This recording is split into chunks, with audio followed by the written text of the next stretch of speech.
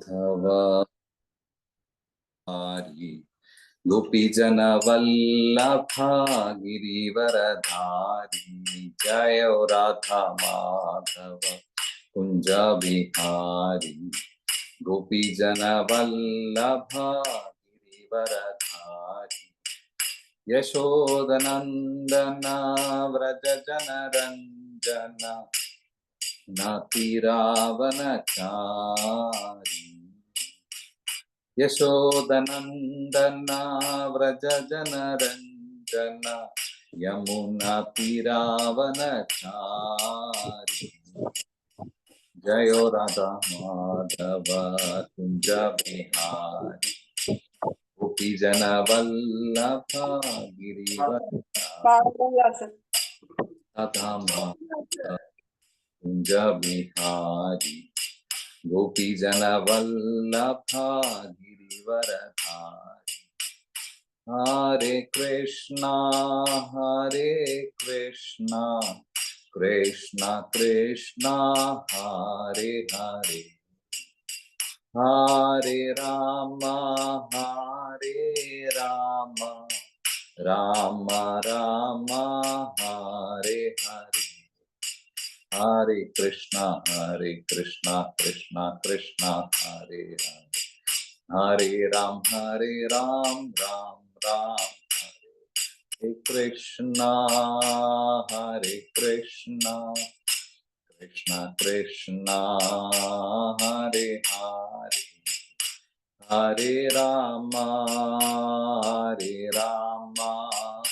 രാമ രാമ ഹരേ ഹരേ ജയോ Radha Madhav ജയോ Radha Madhav Radha Madhav ജയോ Radha Madhav Jaya Krishna Balaram Jaya Krishna Balaram Jaya Vrindavana Jaya Jagannath Jaya ബലദേവാ സുഭദ്രമയീ Jaya Sudarshana Jaya ഗൗരാനിത്തായ് Jaya ഗൗരാനിത്തായ് Jaya ഗൗരാനിത്തായ് Jaya Jaya Prabhupada Jaya Jaya Prabhupada Jaya Jaya Gurudev Jaya Jaya Gurudev Sai Gaur Hari Bol Hari Bol Hari Bol Sai Gaur Hari Bol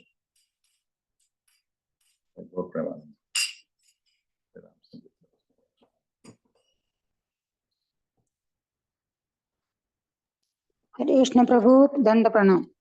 Hare Krishna Bhagavatam, ഒന്നാമത്തെ സ്കന്ധം, എട്ടാമത്തെ chapter, ഏഴാമത്തെ ശ്ലോകം. ഓം നമോ ഭഗവതേ വാസുദേവായ. ഓം നമോ ഭഗവതേ വാസുദേവായ. ഓം നമോ ഭഗവതേ വാസുദേവായ. നാരായണം നമസ്കൃത്യം നരം ചൈവ നരോത്തമം ദേവീം സരസ്വതീം വ്യാസം തതോ ജയമുദീരയേ. നഷ്ടപ്രായേഷു പത്രേഷു നിത്യം ഭാഗവത സേവയാ ഭഗവതീരുത്തമ ശ്ലോകേ ഭക്തിർഭവതിനേഷ്ഠിതി. മൂകം കരോതി വാചാലം പങ്കും ലംഘയതേ ഗിരിം യത്കൃപാതമഹം വന്ദേ ശ്രീഗുരും ദീനകാരിണം പരമാനന്ദമാധവം ശ്രീ ചൈതന്യമീശ്വരം.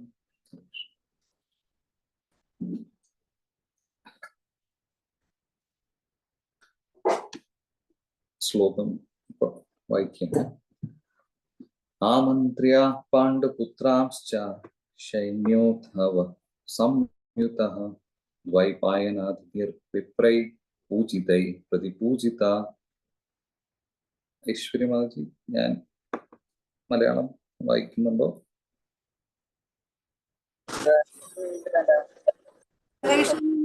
പ്രഭു വായിക്കണം മലയാളം. ഓക്കെ, ഞാൻ വായിക്കണം. ഞാൻ ട്രാൻസ്ലേറ്റ് ചെയ്താണ് വായിക്കുന്നത്. ചിലപ്പോൾ നിങ്ങളുടെ ബുക്കുമായിട്ട് ഇത്തിരി വ്യത്യാസം കാണാം. ശരി പ്രഭു, വായിക്കാം. ഹരേ കൃഷ്ണ. പ്രണാം പ്രഭു. പ്രഭുപാദ് കി ജയ്. ശ്ലോകം പ്രഭു വായിച്ച്. ശ്ലോകം വായിച്ചു, പര്യായവും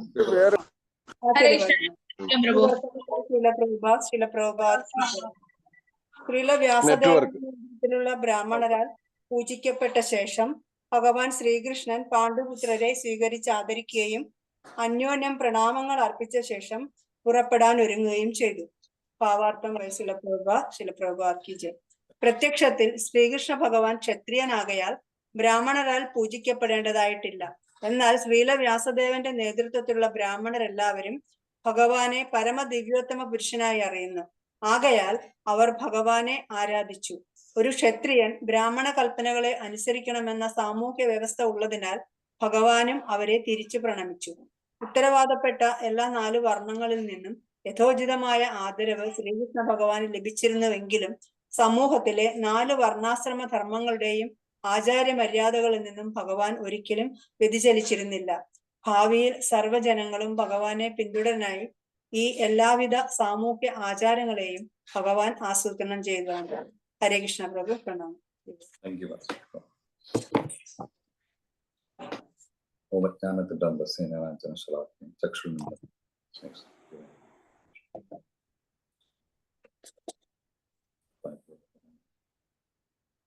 ശ്രീമതി ഭക്തിവേദാന്ത സ്വാമി രാമന് നമസ്തേ സരസ്വതി ഗൗരവാനുചാരണ നിർവിശേഷ ശൂന്യവാദി കൃഷ്ണാദേശധാരണ ജയ ശ്രീകൃഷ്ണ ചൈതന്യ പ്രഭു നിത്യാനന്ദ ശ്രീ അദ്വൈത ഗദാധര ശ്രീവാസാദി ഗൗരഭക്തൻ. ഹരേ കൃഷ്ണ കൃഷ്ണ കൃഷ്ണ ഹരേ ഹരേ ഹരേ രാമ രാമ ഹരേ കൃഷ്ണ. ഹരേ കൃഷ്ണ മാധുജി സംഭവിച്ചു. അപ്പോൾ ഇതില് എനിക്ക് മനസ്സിലായ കാര്യങ്ങൾ ഞാൻ പ്രസന്റ് ചെയ്യാം. ശരിക്കും ഇതിൽ പറയുന്ന പോലെ പ്രത്യക്ഷത്തിൽ ആ ഒരു സ്ഥിതിയിൽ ഭഗവാൻ ഒരു ക്ഷത്രിയനായിട്ടാണ് ആക്ട് ചെയ്തത്. അപ്പോ ബ്രാഹ്മണരാണ് ഹെഡ് ഓഫ് ബ്രാഹ്മണരാണ് സമൂഹത്തിനെ നയിക്കുന്ന ആൾക്കാർ. അപ്പോൾ ആ ഒരു ഇത് വെച്ചിട്ട് ബ്രാഹ്മണർക്കാണ് ഏറ്റവും കൂടുതൽ റെസ്പെക്റ്റും ഇതൊക്കെ കൊടുക്കുന്നത്. ആദരണീയമായിട്ടുള്ള ബ്രാഹ്മണരാണ്. അപ്പൊ ബ്രാഹ്മണര് ക്ഷത്രിയരും വൈശ്യരും ശൂദ്രരും ഒരുപോലെ ആരാധിക്കുന്ന ഒരു ഗണമാണ്. പക്ഷെ ഇവിടെ ഇപ്പൊ നമുക്ക് ശ്രീല പ്രഭുപാദിന്റെ ഇതിൽ പർപ്പോട്ടില് ഭാവാർത്ഥത്തിൽ വായിച്ചു, ഒരു ക്ഷത്രിയൻ ആയിരുന്നിട്ട് കൂടി ബ്രാഹ്മണർ ഭഗവാനെ ഇത്രയും റെസ്പെക്ട് കൊടുത്തു എന്നാണ് പറയുന്നത്. ഇത് ശരിക്കും പറഞ്ഞാൽ അവർക്കറിയായിരുന്നു ഭഗവാൻ ഇതിൽ പരനാണ്, അതായത് ഇത് സാധാരണ ഒരു വ്യക്തിയല്ല, ഭഗവാനാണ്. ആ ഒരു രീതിയിലാണ് അവർ ഭഗവാനെ ആരാധിച്ചത്. അപ്പൊ സാധാരണ ഒരു രീതിയിൽ നിന്ന് മാറി അവരിത് ചെയ്തിട്ടും ഭഗവാൻ ശരിക്കും, അപ്പൊ ഭഗവാനെ തിരിച്ച് അവർ ആരാധിക്കേണ്ട, അല്ലെങ്കിൽ അവർ തിരിച്ച് ആ ഒരു റെസ്പെക്ട് തിരിച്ചു കൊടുക്കേണ്ട ആവശ്യം ഉണ്ടായിരുന്നില്ല. കാരണം അദ്ദേഹം ആ സാമൂഹിക ക്രമം മാനിക്കാൻ വേണ്ടിയിട്ട്, അദ്ദേഹത്തിന് ആ ഒരു എക്സാമ്പിൾ കാണിക്കാൻ വേണ്ടിയിട്ട് അദ്ദേഹം തിരിച്ച് അതുപോലുള്ള രീതിയിൽ അവരുടെ പൂജകൾ അവര് ഏറ്റുവാങ്ങിയ ശേഷം തിരിച്ചു അതുപോലെ തന്നെ റെസ്പ്രോക്കേറ്റ് എന്നാണ് പറയുന്നത്. അപ്പോ നമ്മൾ ഇതില് ഇത് വരും, നമുക്ക് ഈ ചാതുർവർണ്ണ്യം എന്നുള്ള ആ ശ്ലോകം ഉണ്ടല്ലോ, ചാതുർവർണ്ണ്യം മയാ സൃഷ്ടം ഗുണകർമ്മ വിഭാഗശ. അപ്പോ ഭഗവാനാണ് ഇതെല്ലാം ക്രിയേറ്റ് ചെയ്തത്. ഈ 4 വർണ്ണങ്ങൾ ക്രിയേറ്റ് ചെയ്തു, മയാ സൃഷ്ടം ഭഗവാൻ ക്രിയേറ്റ് ചെയ്തെന്ന് പറയുന്നത്. അപ്പൊ എന്നിട്ട് കൂടി ഭഗവാനാണ് ഇത് ക്രിയേറ്റ് ചെയ്തത് കൂടിയിട്ട് പോലും ഭഗവാൻ ഇത് അനുസരിച്ച് ജീവിക്കാൻ തയ്യാറാവുന്നതാണ് പറയുന്നത്. ഭഗവാൻ അതിന്റെ യാതൊരു ആവശ്യമില്ലെങ്കിൽ കൂടി. അത് ഉദ്ദേശിക്കുന്ന നമുക്ക് ഒരു നമുക്കൊരു മാർഗനിർദ്ദേശമായിട്ട് തരാൻ വേണ്ടിയിട്ടാണ് ഭഗവാൻ ആ ഒരു രീതിയിൽ വർത്തിക്കുന്നത്. അപ്പോൾ പ്രഭുപാദ് ഇത് പല പ്രാവശ്യം ഈ ചാതുർവർണ്ണത്തെ പറ്റി പറഞ്ഞിട്ടുണ്ട്. അപ്പൊ അദ്ദേഹം പറഞ്ഞിട്ടുമുണ്ട്, ഈ ഡിവോട്ടീസ് ആയിട്ടുള്ളവർ ഇതിലും പരമാണ്. അതായത് അവര് ബ്രാഹ്മണരാണെന്നോ ക്ഷത്രിയാണെന്നോ ശൂദ്രാണെന്നോ എന്നുള്ള രീതിയിലല്ല അവർ വർത്തിക്കുന്നത്. അവർ ഭഗവാന്റെ ഭക്തരായിട്ടെന്നാണ് പറയുന്നത്. അപ്പൊ ഫസ്റ്റ് ഒരു പ്ലാറ്റ്ഫോം, ഒരു തുടക്കത്തിൽ ഒരു ഓർഡർ കൊണ്ടുവരാൻ വേണ്ടിയാണ് ഈ ചാതുർവർണ്ണ്യം കൊണ്ടുവന്നത്. അപ്പോൾ സാധാരണ എല്ലാ ആൾക്കാരും, അപ്പൊ നമ്മള് മറ്റേ ബക്കർ ഇന്നത്തെ ഇന്നലെ രാത്രി ഉണ്ടാക്കിയ ചപ്പാത്തി കഴിക്കണ അതാ മറ്റേ റവ ഉപ്മാവ് കഴിക്കണ ചപ്പാത്തി കഴിക്കും അല്ലേ? രണ്ട് ചപ്പാത്തി ഉള്ളൂ, വേണം ഇത്തിരി വേണം റവ ഉപ്മാവ് കഴിക്കണ. രമാമാതിയാണോ? എനിക്ക് വേണം കൊടുത്തോളൂ കേട്ടോ, ഞാൻ ഉണ്ടാക്കി വെച്ചാൽ ക്ലാസ്സിലേക്ക് പോകണം. ഞാൻ 11 മണി വരെ എനിക്ക് ക്ലാസ് ഉണ്ട്. ആ പൊക്കോളേ, ഞാൻ വരുന്നില്ല. ആ നിങ്ങൾ 3 പേരും സോറി. സ്കൂളിൽ വിട്ട് വരില്ല 1 മണിക്ക് എന്നാ പറയുന്നു. എന്നാ അവളുടെ പിറന്നാളില്ല, അത് തന്നെ അമ്പലത്തിൽ പോകാൻ പറഞ്ഞതേ. ഹരേ കൃഷ്ണ. രമാ മാതാജിയുടെ എഗൈൻ എന്തൊക്കെയാണോ ഇതാവുന്നു മ്യൂട്ട് ചെയ്തിട്ടുണ്ട്. മ്യൂട്ടാക്കിയത്. അപ്പോ ഇവിടെ എല്ലാരും ഭഗവത് ഭക്തിയുടെ തലത്തിലല്ല വർദ്ധിക്കുന്നത്. ഞാൻ അവളിനോട് പറഞ്ഞു. അപ്പൊ അവള് ഇവിടെ ഉണ്ടല്ലോ പറഞ്ഞപ്പോ അവളിനെ കൂട്ടിക്കൊണ്ടുപോകണ്ടെന്ന്. ഇപ്പൊ പറഞ്ഞു അവള് വരില്ലെന്ന്. ഇവിടെ ഹരേ എല്ലാം കൃഷ്ണ. പറഞ്ഞു. രമാ മാതാജി പ്ലീസ് മ്യൂട്ട് ചെയ്യുമോന്ന് ഓഡിയോ. ഞാൻ മ്യൂട്ട് ചെയ്തിട്ടും വീണ്ടും വീണ്ടും അൺമ്യൂട്ട് ആവുന്നു. അതെ, അവര് ചെയ്താലേ അതാവുള്ളൂ എന്ന്. ഹരേ കൃഷ്ണ. രമാ മാതാജി. ശരി, thank you. Sorry. No problem. അപ്പോ എന്താ പറ്റുന്ന നമ്മൾ ആദ്യത്തെ ഒരു സോഷ്യൽ ഓർഡർ കൊണ്ടുവരാൻ വേണ്ടി, അപ്പൊ എല്ലാവരും ഭഗവത് ഭക്തിയുടെ തലത്തിലല്ല വർദ്ധിക്കുന്നത്. അപ്പോ എന്തായിരുന്നാലും ആ ഒരു ഡിവിഷൻ വേണം എന്നാണ് പ്രഭുപാദ് അദ്ദേഹത്തിന്റെ ഇതിൽ പറയുന്നത്. അപ്പൊ നമുക്ക് തന്നെ അറിയാം, നമ്മുടെ ബോഡിയിലും അങ്ങനെ ഒരു ഡിവിഷൻ ഉണ്ട് അല്ലെ. ഇപ്പൊ നമ്മുടെ തലയാണ് നമ്മുടെ കൈകളെയും കാലുകളെയൊക്കെ നിയന്ത്രിക്കുന്നത്, അല്ലെങ്കിൽ വയറിനെയും എല്ലാത്തിനും നിയന്ത്രിക്കുന്നത്. അപ്പൊ അതുപോലെയാണ് നമ്മൾ ബ്രാഹ്മണ ആ ഒരു സമൂഹത്തെ കാണുന്നത്. ഇപ്പൊ ബ്രാഹ്മണൻ എന്ന് പറഞ്ഞാൽ നമ്മുടെ തല പോലെയാണ്. അപ്പൊ കമ്പാരിറ്റീവ്ലി ഇപ്പം മൊത്തത്തിൽ കാണാം, കമ്പാരിറ്റീവ്ലി തലയില്ലാതെ ഒരാൾക്ക് ജീവിക്കാൻ പറ്റില്ല അല്ലെ. നമുക്കിപ്പോ കൈകാല് വെട്ടിയിരുന്നാലും തലയില്ലാതെ ജീവിക്കാൻ പറ്റില്ല. അപ്പൊ കമ്പാരിസൺ ആയിട്ട് ചെയ്യുമ്പോൾ ബ്രാഹ്മണർ സമൂഹത്തിൽ വേണ്ടത് അത്യന്താപേക്ഷിതമാണ്. അപ്പൊ അതുപോലെ നമ്മൾ ക്ഷത്രിയരാണെങ്കിൽ നമുക്ക് നമ്മളെ കൈകൾ അല്ലെങ്കിൽ ഇതൊക്കെ ക്ഷത്രിയനായിട്ടാണ് ഇത് ചെയ്യുന്നത്, ഇക്വേറ്റ് ചെയ്യുന്നത്. അപ്പൊ ക്ഷത്രിയരാണ് നമ്മളെ ശരിക്കും സമൂഹത്തില് ഇപ്പോ ഈ മാനേജറായിട്ടും സൈനികരായിട്ടും പൊളിറ്റീഷ്യൻസ് ആയിട്ടും ഒക്കെ നമ്മളെ റൂൾ ചെയ്യുന്നത്. അപ്പൊ അവര് ആ ഒരു മൊത്തത്തിൽ സാമൂഹികമായിട്ടുള്ള ഒരു സുരക്ഷ തരാൻ വേണ്ടിയിട്ടും അനീതിയിൽ നിന്നൊക്കെ രക്ഷിക്കാൻ വേണ്ടിയിട്ടും ആ ഒരു സമൂഹം നമ്മളെ സഹായിക്കും. അപ്പൊ അതിന് വയലൻസോ നോൺ വയലൻസോ എല്ലാം ഉപയോഗിച്ച് അവരത് കാത്തു സൂക്ഷിക്കുന്നുണ്ട്. അപ്പം വൈശ്യന്റെ ഒരു എന്ന് പറഞ്ഞാല് ഈ പറഞ്ഞ പോലെ ബെല്ലി നമ്മുടെ വയറ് പോലെയാണ്. അപ്പൊ നമുക്ക് വേണ്ട ധനം, രാശി, അങ്ങനെയുള്ള കാര്യങ്ങൾ, ഗോരക്ഷ, കൃഷി, ഇതൊക്കെ വൈശ്യര് ചെയ്യുന്നു. അത് കാരണം നമ്മൾ ആ ഫുൾ എല്ലാ ഈ പറഞ്ഞ വർണ്ണത്തിനും ഓരോ റിസോഴ്സ് കിട്ടുന്നതെല്ലാം വൈശ്യരുടെ ഇടപെടൽ കൊണ്ടാണ്. ഇപ്പൊ ശൂദ്രൻ എന്ന് പറയുന്ന ഒരു കാറ്റഗറി, അവര് സമൂഹത്തിന് എല്ലാവർക്കും സേവ ചെയ്ത് അവരുടെ ആശ്രയത്തിലാണ് ജീവിക്കുന്നത്. അപ്പൊ ഇതൊരു സോഷ്യൽ ഓർഡർ ആണ്. ഇതൊരു എന്താ പറഞ്ഞല്ലേ, ഇതൊരു അൾട്ടിമേറ്റ് എൻഡ് അല്ല. അപ്പൊ നമ്മളൊരു കൈ വെട്ടിയാലും ഒരാൾക്ക് അതിനുള്ള പ്രശ്നം ഉണ്ടാവും. പക്ഷെ കമ്പാരിറ്റീവ്ലി ബ്രാഹ്മണർ ഇമ്പോർട്ടന്റ് ആണെന്ന് പറയുന്നത് വെച്ചാൽ അറ്റ്ലീസ്റ്റ് ആ ഒരു സാമൂഹിക ക്രമം നടന്നു പോകാൻ വേണ്ടിയാണ് ബ്രാഹ്മണന്റെ അത്യന്ത ലക്ഷ്യം എന്ന് പറയുന്നത്. ഇപ്പൊ നമുക്ക് നോക്കിയാൽ അറിയാം, ഇപ്പൊ പ്രഭുപാദ് ഇതിൽ പറയുന്നുണ്ട് കലോശൂദ്ര സംഭവം. അതായത് നമ്മൾ ജനിക്കുമ്പോൾ, അമ്മയെ ജനിക്കുമ്പോൾ നമ്മളെല്ലാവരും ശൂദ്രന്മാരായിട്ടാണ് ജനിക്കുന്നത്. നമ്മൾ സ്കൂളിൽ പോകുന്ന പോലെ, അതായത് നമ്മൾ ജനിച്ച് ഉടനെ നമ്മൾ ഒരാളെ ഒരു അഡ്വക്കേറ്റ് ആയിട്ടോ ഡോക്ടറായിട്ടോ ക്വാളിഫൈ ആവുന്നില്ല. അപ്പൊ നമ്മൾ ബേസിക്കും അജ്ഞാനത്തിലാണ് ജനിക്കുന്നത്. അവരെ ട്രെയിൻ ചെയ്തെടുത്തിട്ടാണ് നമ്മളൊരു ഒരു രീതിയിൽ അവർ ക്വാളിഫൈഡ് ആവും. അപ്പൊ അതുപോലെ എല്ലാവരും ശൂദ്രരായിട്ട് ജനിക്കുന്നു. അവരുടെ ഗുണം അനുസരിച്ച് നമ്മൾ അവരെ ട്രെയിൻ ചെയ്ത് പല സാമൂഹിക ഈ വർണ്ണങ്ങളിൽ ട്രെയിൻ ചെയ്യുമ്പോൾ അവരവരുടെ നാച്ചുറൽ ഇൻക്ലിനേഷൻസ് വെച്ചിട്ട് സമൂഹത്തിൽ ഇടപെടാൻ പറ്റുന്നു. അതാണ് നമ്മൾ പ്രോപ്പർ ട്രെയിനിങ് കൊണ്ട് ഉദ്ദേശിക്കുന്നത്. പക്ഷെ ഇന്നത്തെ സമൂഹത്തിൽ നമ്മൾ നോക്കിയാൽ അറിയാം, ആരും ബ്രാഹ്മണരാകാൻ വേണ്ടി ട്രെയിൻ ചെയ്യുന്നില്ല. അല്ലെങ്കിൽ ഇവർ ബ്രാഹ്മണനാവണം, അല്ലെങ്കിൽ ഇന്നയാൾ ക്ഷത്രിയനാവണം, ഇന്നയാൾക്ക് വൈശ്യ ക്വാളിറ്റീസ് ആണ്, അതുകൊണ്ട് അങ്ങനത്തെ ഗുണമുള്ളതുകൊണ്ട് ഈ രീതിയിൽ പോട്ടെ അദ്ദേഹം. എല്ലാവരും സ്കൂളിൽ വിടുന്നത് എല്ലാവരും ശൂദ്രനായിട്ട് വർത്തിക്കാൻ വേണ്ടിയിട്ട്. പ്രഭുപാദ് പറയുന്നുണ്ട്, ഇപ്പോൾ ഒരു ബ്രാഹ്മണൻ അവന് ഫാക്ടറി പോയി നട്ടും ബോൾട്ടിനെ എങ്ങനെ മെച്ചപ്പെട്ട രീതിയിൽ ഉണ്ടാക്കാം, കുറച്ചുകൂടെ ഫിനിഷോടുകൂടി എങ്ങനെ ഉണ്ടാക്കാം, അല്ലെങ്കിൽ ഒരു ഫ്രിഡ്ജ് എങ്ങനെ കുറച്ചുകൂടെ എങ്ങനെ കുറച്ചുകൂടെ വൈദ്യുതി ലാഭിച്ച് എങ്ങനെ ഒരു ഫ്രിഡ്ജ് ഉണ്ടാക്കാം എന്നുള്ള ഉദ്ദേശിക്കുന്ന ഒരാൾ ബ്രാഹ്മണന്റെ ക്വാളിറ്റി അല്ല ചെയ്യുന്നത്, അദ്ദേഹം ശൂദ്രന്റെ ഇതാണ് ചെയ്യുന്നതാണ് പറയുന്നത്. അപ്പോൾ ആ ഒരു കൾച്ചർ സമൂഹത്തിൽ ഇല്ലാതായതുകൊണ്ടാണ് ഈ ഫുൾ ധർമ്മച്യുതി സംഭവിച്ചത്. അപ്പോ പ്രഭുപാദിന്റെ ഒരു എയിം എന്ന് പറഞ്ഞാൽ നമ്മൾ ഈ സമൂഹത്തിൽ ഈ ചാതുർവർണ്ണ്യം കൊണ്ടുവരണമെന്ന്. അതിന് മുന്നേ നമ്മുടെ ഈ കൃഷ്ണ കോൺഷ്യസ് സൊസൈറ്റിയിലെങ്കിലും ആ ഒരു രീതിയിൽ ആ ഒരു ചാതുർവർണ്ണ്യത്തിന്റെ ഇമ്പോർട്ടൻസ് ഡിവോട്ടീസിന് മനസ്സിലായി, ആ രീതിയിൽ സോഷ്യലായിട്ട് ഇടപെടാൻ പറ്റണം എന്നുള്ള രീതിയിൽ പ്രഭുപാദിന്റെ ഒരു വിഷനായിരുന്നു.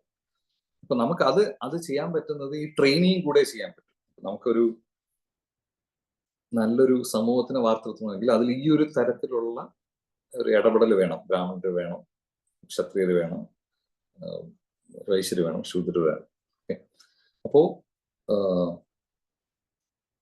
നമ്മള് ഇത് ഫർദർ നമ്മൾ കണ്ടിന്യൂ ചെയ്യുമ്പോൾ നമുക്ക് ഈ ബ്രാഹ്മണന്റെ ക്വാളിറ്റീസും ആ രീതിയിലായിരിക്കണം. കാരണം അവർക്കിപ്പം ശാന്തത, സമാധമ, തിദീക്ഷ, അങ്ങനെയുള്ള ടോളറൻസ്. ഇപ്പൊ നമുക്കറിയാം പലരും ഇപ്പം നമ്മൾ ടീച്ചേഴ്സ് ആയിട്ട് കാണുന്നത് സാധാരണ ബ്രാഹ്മണ ഗണത്തിലാണ് അവർ ടീച്ചേഴ്സ് ആയിട്ട് വർദ്ധിക്കുന്നത്. പക്ഷെ നമുക്ക് പലർക്കും അറിയാം അവര് ബ്രാഹ്മണ ആ ഒരു ഇംഗ്ലീഷ് വിട്ട് ചിലപ്പോൾ ഒരു ക്ഷത്രിയൻ ഇംഗ്ലീഷനോ അല്ലെങ്കിൽ അങ്ങനെ ഒരു വൈശ്യന്റെ, ഇപ്പം സാധാരണ നമ്മൾ വിദ്യാഭ്യാസ രംഗം എടുത്താൽ തന്നെ മൊത്തത്തിലൊരു കച്ചവടമാണ്. അപ്പൊ പണ്ട് കാലത്ത് നമ്മൾ നോക്കുകയാണെങ്കിൽ മുന്നേ ഈ ഒരു സോഷ്യൽ ഓർഡർ ഉണ്ടായിരുന്ന സമയത്ത് എല്ലാവരും ഒരു ഗുരുകുലത്തിൽ പോയാണ് പഠിച്ചത്. അപ്പോൾ അത് രാജാവിന്റെ മകനാകട്ടെ അല്ലെങ്കിൽ ഒരു സാധാരണക്കാരന്റെ മകനാകട്ടെ, എല്ലാവരും ഗുരുകുലത്തിൽ പോകും. അദ്ദേഹം ഗുരുവിന്റെ ഒരു സാധാരണ ഒരു ഭൃത്യനായിട്ടാണ് അവർ വർത്തിച്ചത്. ഓക്കെ, ഗുരു എന്ത് ആവശ്യപ്പെട്ടോ അതനുസരിച്ചുള്ള കാര്യങ്ങൾ ചെയ്ത് ഗുരു പഠിപ്പിച്ചു കൊടുക്കുന്നത്. അപ്പൊ അതിന് ചോയ്സ് ഒന്നുമില്ല. അപ്പം എന്ത് കഴിക്കണമെന്നോ എന്ത് പഠിക്കണമെന്നോ അല്ലെങ്കിൽ എന്ത് ചെയ്യണമെന്നുള്ളോ അവര് ആ ബ്രഹ്മചാരി ലൈഫ് മൊത്തം അവരൊരു ഗുരു അദ്ദേഹത്തിന്റെ ആ ഗുരുകുലത്തിൽ അദ്ദേഹത്തിന്റെ പത്നിയെയും സേവിച്ചാണ് കഴിഞ്ഞത്. അപ്പൊ ആ സമയത്ത് ഗുരുവിന് അത് കണ്ട് മനസ്സിലാക്കി, ഓക്കെ, ഇദ്ദേഹം എന്റെ ഗുരുകുലത്തിൽ 10 കുട്ടികളുണ്ടെങ്കിൽ ഓരോരുത്തരെ അവരുടെ ഇൻക്ലിനേഷൻസ് വെച്ചിട്ട് അവരെങ്ങനെ ട്രെയിൻ ചെയ്യുന്നത്. അല്ലാതെ ഇപ്പൊ നമ്മൾ തുടക്കത്തിലെ ഒരാളെ ഒരു മെഡിക്കൽ സ്കൂളിൽ കൊണ്ടാക്കിയിട്ട് ഓക്കെ ഇന്നയാള് ഡോക്ടർ ആവും അല്ലെങ്കിൽ ഇന്നയാൾ എഞ്ചിനീയർ ആവും എന്നുള്ളൊരു മുന്നേ കൂട്ടി ഒരു മുൻവിധിയോട് കൂടിയല്ല പഠിപ്പിച്ചത്. അതുപോലെ തന്നെ അതിൽ വേറൊരു ഇതും ഉണ്ടായിരുന്നു, അവര് ഫീസ് ആയിട്ടൊന്നും വാങ്ങിച്ചിരുന്നില്ല. ഇപ്പോ ധനാഢ്യനായ ഒരാള് ചിലപ്പോ അദ്ദേഹത്തിന്റെ ഇത് കാരണം, അതിന്റെ സിറ്റുവേഷൻ കാരണം അദ്ദേഹത്തിന് ഒരുപാട് ദക്ഷിണ ചിലപ്പോൾ ഒരു ഗുരുവിന് കൊടുക്കാൻ പറ്റുമായിരുന്നു. പക്ഷെ ഗുരു ഒരിക്കലും ഇങ്ങനെ ഓക്കെ നിങ്ങളെ മോനെ ഗുരുകുലത്തിൽ 20 വർഷം ഞാൻ വളർത്തി അല്ലെങ്കിൽ 10 വർഷം ഞാൻ വളർത്തി, ഞാൻ പഠിപ്പിച്ചു, അതുകൊണ്ട് എനിക്ക് ഓരോ വർഷം ഇത്ര രൂപ എന്ന് പറഞ്ഞിട്ട് അങ്ങനെ ഒരു ഫീസ് ആയിട്ട് ഒരിക്കലും വാങ്ങിച്ചിരുന്നില്ല. അപ്പോ അതുകൊണ്ടാണ് ആ ഒരു എഡ്യൂക്കേഷൻ സിസ്റ്റത്തിൽ നിന്ന് അങ്ങനെയുള്ള ആൾക്കാർ വന്നിരുന്നത്. അപ്പൊ അങ്ങനെ ഒരു എഡ്യൂക്കേഷൻ സിസ്റ്റമാണ് ശരിക്കും അങ്ങനെ ഒരു സൊസൈറ്റിയെ വാർത്തെടുത്തത്. അപ്പൊ നമുക്ക് അങ്ങനെ ഒരു ഫ്രെയിം വർക്ക് ഇല്ലാതായപ്പോൾ, ഇപ്പോ ശരിക്കും പറഞ്ഞാൽ അങ്ങനെ ഒരു ഫ്രെയിം വർക്ക് ഇല്ലാതായത് കലിയുഗത്തിന്റെ ആ തുടക്കത്തിൽ തന്നെയാണ്. പക്ഷെ എന്നാലും നമ്മൾ ഇത്രയും വേഗത്തിൽ സംഭവിച്ചതിന് ഒരു വേറെയും കാരണമുണ്ട്, ഈ പലതരത്തിലുള്ള ആക്രമണവും. പിന്നെ ഫൈനലി നമ്മൾ ബ്രിട്ടീഷുകാർ വന്നിട്ട് ഈ ഒരു സിസ്റ്റം ബാക്കി ഇത്രയൊക്കെ ഉണ്ടായിരുന്നു അതിനെയും കൂടെ അവര് ഇംഗ്ലീഷ് എഡ്യൂക്കേഷൻ ആ രീതിയിലോട്ട് മാറ്റി. അപ്പോ ഞാൻ ഒരു മാസം മുന്നേ ബ്രഹ്മോത്സവ സമയത്ത് സോൾനസ് ഭക്തിവിനോദ സ്വാമി മഹാരാജിന്റെ അടുത്ത് നിന്നപ്പോൾ അദ്ദേഹം പറഞ്ഞ ചില കാര്യങ്ങളായിരുന്നു. അപ്പൊ അദ്ദേഹം പറഞ്ഞു, അന്നത്തെ ബ്രിട്ടീഷുകാരുണ്ടായിരുന്ന സമയത്ത്, ബ്രിട്ടീഷുകാർ ഇന്ത്യ ഭരിച്ചിരുന്ന സമയത്ത് അവരുടെ ഉദ്ദേശം എങ്ങനെയും 4 കാശ് ഉണ്ടാക്കുക എന്നായിരുന്നു. ആര് മരിച്ചാലും ആർക്കെന്ത് ഉപദ്രവം സംഭവിച്ചാലും അവർക്ക് എപ്പോഴും ഈ ഒരു ആൾക്കാരെ കൃഷി ചെയ്തിട്ട് അതിൽ നിന്നുണ്ടാകുന്ന സ്വത്തിലായിരുന്നു അവരുടെ ആകെയുള്ള ഒരു ലക്ഷ്യം. ഓക്കെ, അപ്പൊ അതിനു വേണ്ടി അവർ ഒരുപാട് ആൾക്കാരെ ദ്രോഹിച്ചിരുന്നു. അപ്പം നമുക്കറിയാം പല സിറ്റുവേഷനിൽ കൂടെ നമ്മൾ പലതും ഹിസ്റ്ററി ഒരു വായിച്ചിട്ടുണ്ട്. എന്നാലും നമുക്കറിയാം പലരും ഇപ്പം ഒരുപാട് ഇപ്പം നമുക്ക് 1-2 ഏക്കർ ഭൂമി അല്ലെങ്കിൽ കൃഷി ഉണ്ടെങ്കിൽ കൃഷി മഴ കാരണം മുടങ്ങിയാലും, മഴയില്ലാത്തത് കാരണം മുടങ്ങിയാൽ, അല്ലെങ്കിൽ ഒരുപാട് മഴ കാരണം അത് മൊത്തത്തിൽ ഒലിച്ചു പോയാൽ അവർക്ക് കിട്ടേണ്ടത് അവർക്ക് കിട്ടിയേ തീരൂ എന്നുള്ള രീതിയിലായിരുന്നു അവർ അന്നത്തെ ടാക്സ് ലോസ് ഒക്കെ വെച്ചിരുന്നത്. ഇപ്പൊ ഇന്നത്തെ കാലത്ത് അങ്ങനെയല്ലോ. നമ്മളിപ്പോ 1 ലക്ഷം രൂപ ആണ് നമ്മുടെ ഒരു വാർഷിക വരുമാനമാണെങ്കിൽ നമുക്ക് ടാക്സ് ഇല്ല. നല്ല 30 ലക്ഷമാണ് വരുമാനമെങ്കിൽ ഇത്ര ശതമാനം ടാക്സ്, അങ്ങനെയായിരുന്നു ഇപ്പോഴത്തെ ഇത്. ഇപ്പൊ പണ്ട് അങ്ങനെയല്ലായിരുന്നു. നമുക്ക് ഇത്ര ഭൂമിയുണ്ട്, അതിൽ നിങ്ങൾ ഇത്ര കൃഷി ചെയ്യും, അത് കാരണം നിങ്ങൾക്ക് എല്ലാ വർഷവും ഇത്ര പൈസ നിങ്ങൾ സർക്കാരിന് കൊടുക്കണം എന്നുള്ള രീതിയിലായിരുന്നു. അപ്പൊ അത് കിട്ടാത്തവരെ അവർ പണിഷ് ചെയ്യുന്ന വളരെ ദാരുണമായിട്ടായിരുന്നു. അതായത് ബാക്കിയുള്ളവർക്ക് എക്സാമ്പിൾ എന്നുള്ള രീതിയിൽ പല രീതിയിലും അവരെയും അവരുടെ ഫാമിലിയും മൊത്തത്തിൽ കുട്ടികളെയും എല്ലാരെയും ആ രീതിയിൽ പണിഷ് ചെയ്തിട്ടുണ്ട്. അപ്പോൾ അതൊക്കെ ശരിക്കും പറഞ്ഞാൽ ഇങ്ങനെ ഒരു കൂട്ടായ്മയിൽ പറയാൻ പറ്റാത്തത്രത്തോളം ക്രൂരമായിട്ടായിരുന്നു അവരെ പണിഷ് ചെയ്തത്. പക്ഷെ അതില് അദ്ദേഹം പറഞ്ഞൊരു വളരെ ഇതുള്ള ഒരു കാര്യം ഉണ്ടായിരുന്നു, വളരെ ഇമ്പോർട്ടൻ്റ് ഒരു കാര്യം ഉണ്ടായിരുന്നു. ഈ ബ്രിട്ടീഷുകാർ ഇങ്ങനെ ഇതൊക്കെ ചെയ്ത് മാനിപ്പുലേറ്റ് ചെയ്യാൻ നോക്കുമ്പോൾ അവർ ആദ്യം മാനിപ്പുലേറ്റ് ചെയ്ത് ബ്രാഹ്മണരെ. ഇപ്പൊ ബ്രാഹ്മണര് ആ ഒരു കാലത്തും അവരൊരു എന്താ പറയുക, ഒരു സോഷ്യൽ ഓർഡറിൽ അല്ലെങ്കിൽ ജാതി വ്യവസ്ഥയിൽ ഞാൻ വലുതാണ് എന്നുള്ള രീതിയിലാണ് വർത്തിച്ചത്. അപ്പോൾ അവരെ ആദ്യം നോക്കിയത്, ഇപ്പൊ അവരുടെ ബ്രാഹ്മണ ആ രീതിയിലുള്ളവരുടെ എന്നെ മാനിപ്പുലേറ്റ് ചെയ്യാൻ പറ്റിയാൽ ബാക്കിയുള്ള ഫുൾ സൊസൈറ്റിയെ മാനിപ്പുലേറ്റ് ചെയ്യാൻ അവർ മനസ്സിലാക്കി. അപ്പൊ അവരെന്ത് ചെയ്തെന്ന് പറഞ്ഞാല് ഈ അവിടുത്തെ പവർഫുൾ ആയിട്ടുള്ള ബ്രാഹ്മണരുടെ അടുത്ത് പോയിട്ട്, ഈവൻ അവര് എന്താ പറഞ്ഞു അവരുടെ അധീനതയിലുള്ള അങ്ങനെയുള്ള ബ്രാഹ്മണരുടെ അടുത്ത് പോയിട്ട് അവരെടുത്ത് പല കാര്യങ്ങൾ, ഈവൻ സ്ക്രിപ്ചർ വരെ, നമ്മുടെ ശാസ്ത്രങ്ങൾ വരെ, ഇപ്പൊ പണ്ഡിതനായിട്ടുള്ള ഒരു ബ്രാഹ്മണനായിരിക്കും, അതൊക്കെ മാറ്റാൻ വേണ്ടി അദ്ദേഹത്തിന് അത്രയും കൈക്കൂലി കൊടുക്കുകയും അത് മാറ്റി മൊത്തത്തിൽ ബാക്കിയുള്ള എല്ലാം അദ്ദേഹം പറഞ്ഞാൽ കേൾക്കുന്ന രീതിയിലുള്ള ആൾക്കാരാണെങ്കിൽ ആ മൊത്തത്തിലുള്ള സൊസൈറ്റി ആ രീതിയിൽ ബ്രിട്ടീഷുകാർക്ക് ഉപദ്രവിക്കാൻ വേണ്ടി വിട്ടുകൊടുത്ത രീതിയിൽ അവര് ശാസ്ത്രങ്ങളെ മാറ്റി എന്ന് വരെ പറയുന്നുണ്ട്. ഇതിപ്പോ ബ്രാഹ്മണർക്ക് മാത്രമല്ല, മുസ്ലിം കമ്മ്യൂണിറ്റിയിൽ പോയിട്ട് അവിടുത്തെ മുല്ലമാർക്ക് ഇതുപോലെ ഇത് കൊടുത്തിട്ട് കൈക്കൂലി കൊടുത്ത് അത് ഈവൻ ഇസ്ലാം ഗ്രന്ഥങ്ങൾ മാറ്റി എന്ന് പറയുന്നത്. അപ്പൊ അത്രയ്ക്കുള്ള ഒരു രീതിയിലാണ് ബ്രിട്ടീഷുകാരെ ചെയ്തത്. അപ്പൊ കാരണം അവരെ ട്രെയിൻ ചെയ്തിട്ടില്ല, അവർ ഈ ബ്രാഹ്മണ ക്ഷത്രിയ രീതിയിൽ ട്രെയിൻ ചെയ്തില്ല. അവർക്ക് ആകെയായിട്ട് ശൂദ്രരിലും താഴെയായിട്ടാണ് അവർ ട്രെയിൻഡ് ആയിട്ട് വന്നിരിക്കുന്നത്. അപ്പം അങ്ങനെയുള്ള ബ്രിട്ടീഷുകാര് ഡിഫൈൻ ചെയ്ത ഒരു എഡ്യൂക്കേഷൻ സിസ്റ്റത്തിലാണ് നമ്മളൊക്കെ പഠിച്ചു വന്നത്. നമ്മൾ ആ ഒരു കാരണം പണ്ട് കാലത്ത് ഇംഗ്ലീഷ് എഡ്യൂക്കേഷൻ എന്ന് പറഞ്ഞാൽ അത്രയ്ക്ക് മഹനീയമായ ഒരു കാര്യമാണ്. ഒരുപാട് ഫീസ് കൊടുത്ത് സ്കൂളിൽ പോയി നമ്മൾ ഇംഗ്ലീഷ് സിസ്റ്റം അല്ലെങ്കിൽ ആ ബ്രിട്ടീഷുകാർ നിർവഹിച്ച ആ ഒരു സിസ്റ്റത്തിൽ പോയി പഠിച്ച് നമ്മൾ വലിയ ഡോക്ടറും എഞ്ചിനീയറും ലോയറും ഒക്കെ ആയിത്തീർന്നു. അപ്പൊ നമുക്ക് സ്വതവേ നമ്മുടെ ആ ഒരു കൾച്ചർ പോയി. കാരണം എങ്ങനെയാണോ അവര് അന്ന് ഈ ധർമ്മച്യുതി ഉണ്ടാക്കി ഈ സൊസൈറ്റിയെ ദ്രോഹിക്കാൻ വേണ്ടി ചെയ്ത രീതികൾ, അത് മൊത്തം നമ്മളെ രീതികളുമായി. ഇപ്പൊ ഇന്ന് നോക്കിയാൽ ഒരിക്കലും ഇപ്പം പണ്ടൊരു ഗുരുനാഥന് കിട്ടുന്ന റെസ്പെക്ട്, ഇപ്പം പണ്ട് 10-30 വർഷങ്ങൾക്ക് മുന്നേ അല്ലെങ്കിൽ 40 വർഷം മുന്നേ ഒരു ടീച്ചർ എന്ന് പറഞ്ഞാൽ അവർക്ക് കിട്ടുന്ന റെസ്പെക്ട് അത്രയും പോലും ഇല്ല ഇന്നത്തെ സിറ്റുവേഷനിൽ. പക്ഷെ അതും ആ സമയത്ത് കിട്ടുന്ന റെസ്പെക്ട് ഒരു ഗുരുകുലത്തിലുള്ള ഒരു ആചാര്യന് കിട്ടുന്ന റെസ്പെക്ട് അല്ലേ. പിന്നെ നമുക്ക് ശരിക്കും അറിയാനും പറ്റും ആ ഒരു മൂല്യച്യുതി അറിയാനും പറ്റും. കാരണം ഈവൻ ഡിവോട്ടീസ് അടുത്ത് തന്നെ നമ്മളിപ്പോ സംസാരിക്കുമ്പോൾ ഇപ്പൊ ഒരു പ്രധാനമായ ഒരു അധ്യാപകൻ നമ്മൾ ആചാര്യൻ എന്ന് വിളിച്ചാൽ അപ്പൊ അവര് ചോദിക്കും, ശരിക്കും നിങ്ങൾ ആചാര്യനല്ലല്ലോ, നിങ്ങൾ വെറും ടീച്ചറല്ലേ, ശരിക്കും പ്രഭുപാദല്ലേ ആചാര്യൻ. അപ്പോ ശരിക്കും ആണ്, പ്രഭുപാദാണ് ആചാര്യൻ. പക്ഷെ ഒരു കുട്ടിയെ സംബന്ധിച്ച് അദ്ദേഹത്തിന് പഠിപ്പിക്കുന്ന ടീച്ചർ അദ്ദേഹത്തിന് ആചാര്യനാണ്. അപ്പൊ നമുക്ക് ആ ഒരു ഗുരുവിനോട് ബഹുമാനമില്ലാതെ ആ വിദ്യ അഭ്യസിക്കുമ്പോൾ അത് ശരിക്കും ധനാർജനത്തിനുള്ള ഒരു മാർഗം മാത്രമാണ്. അതിപ്പോ മുഗളന്മാര് ചെയ്ത പോലെ എന്തിനു വേണ്ടിയും അവര് ആരെ വേണമെങ്കിലും ഹത്യ ചെയ്യാനും ഉള്ള രീതിയിൽ അവര് ആ ഒരു സംസ്കാരത്തിലോട്ട് പോകും.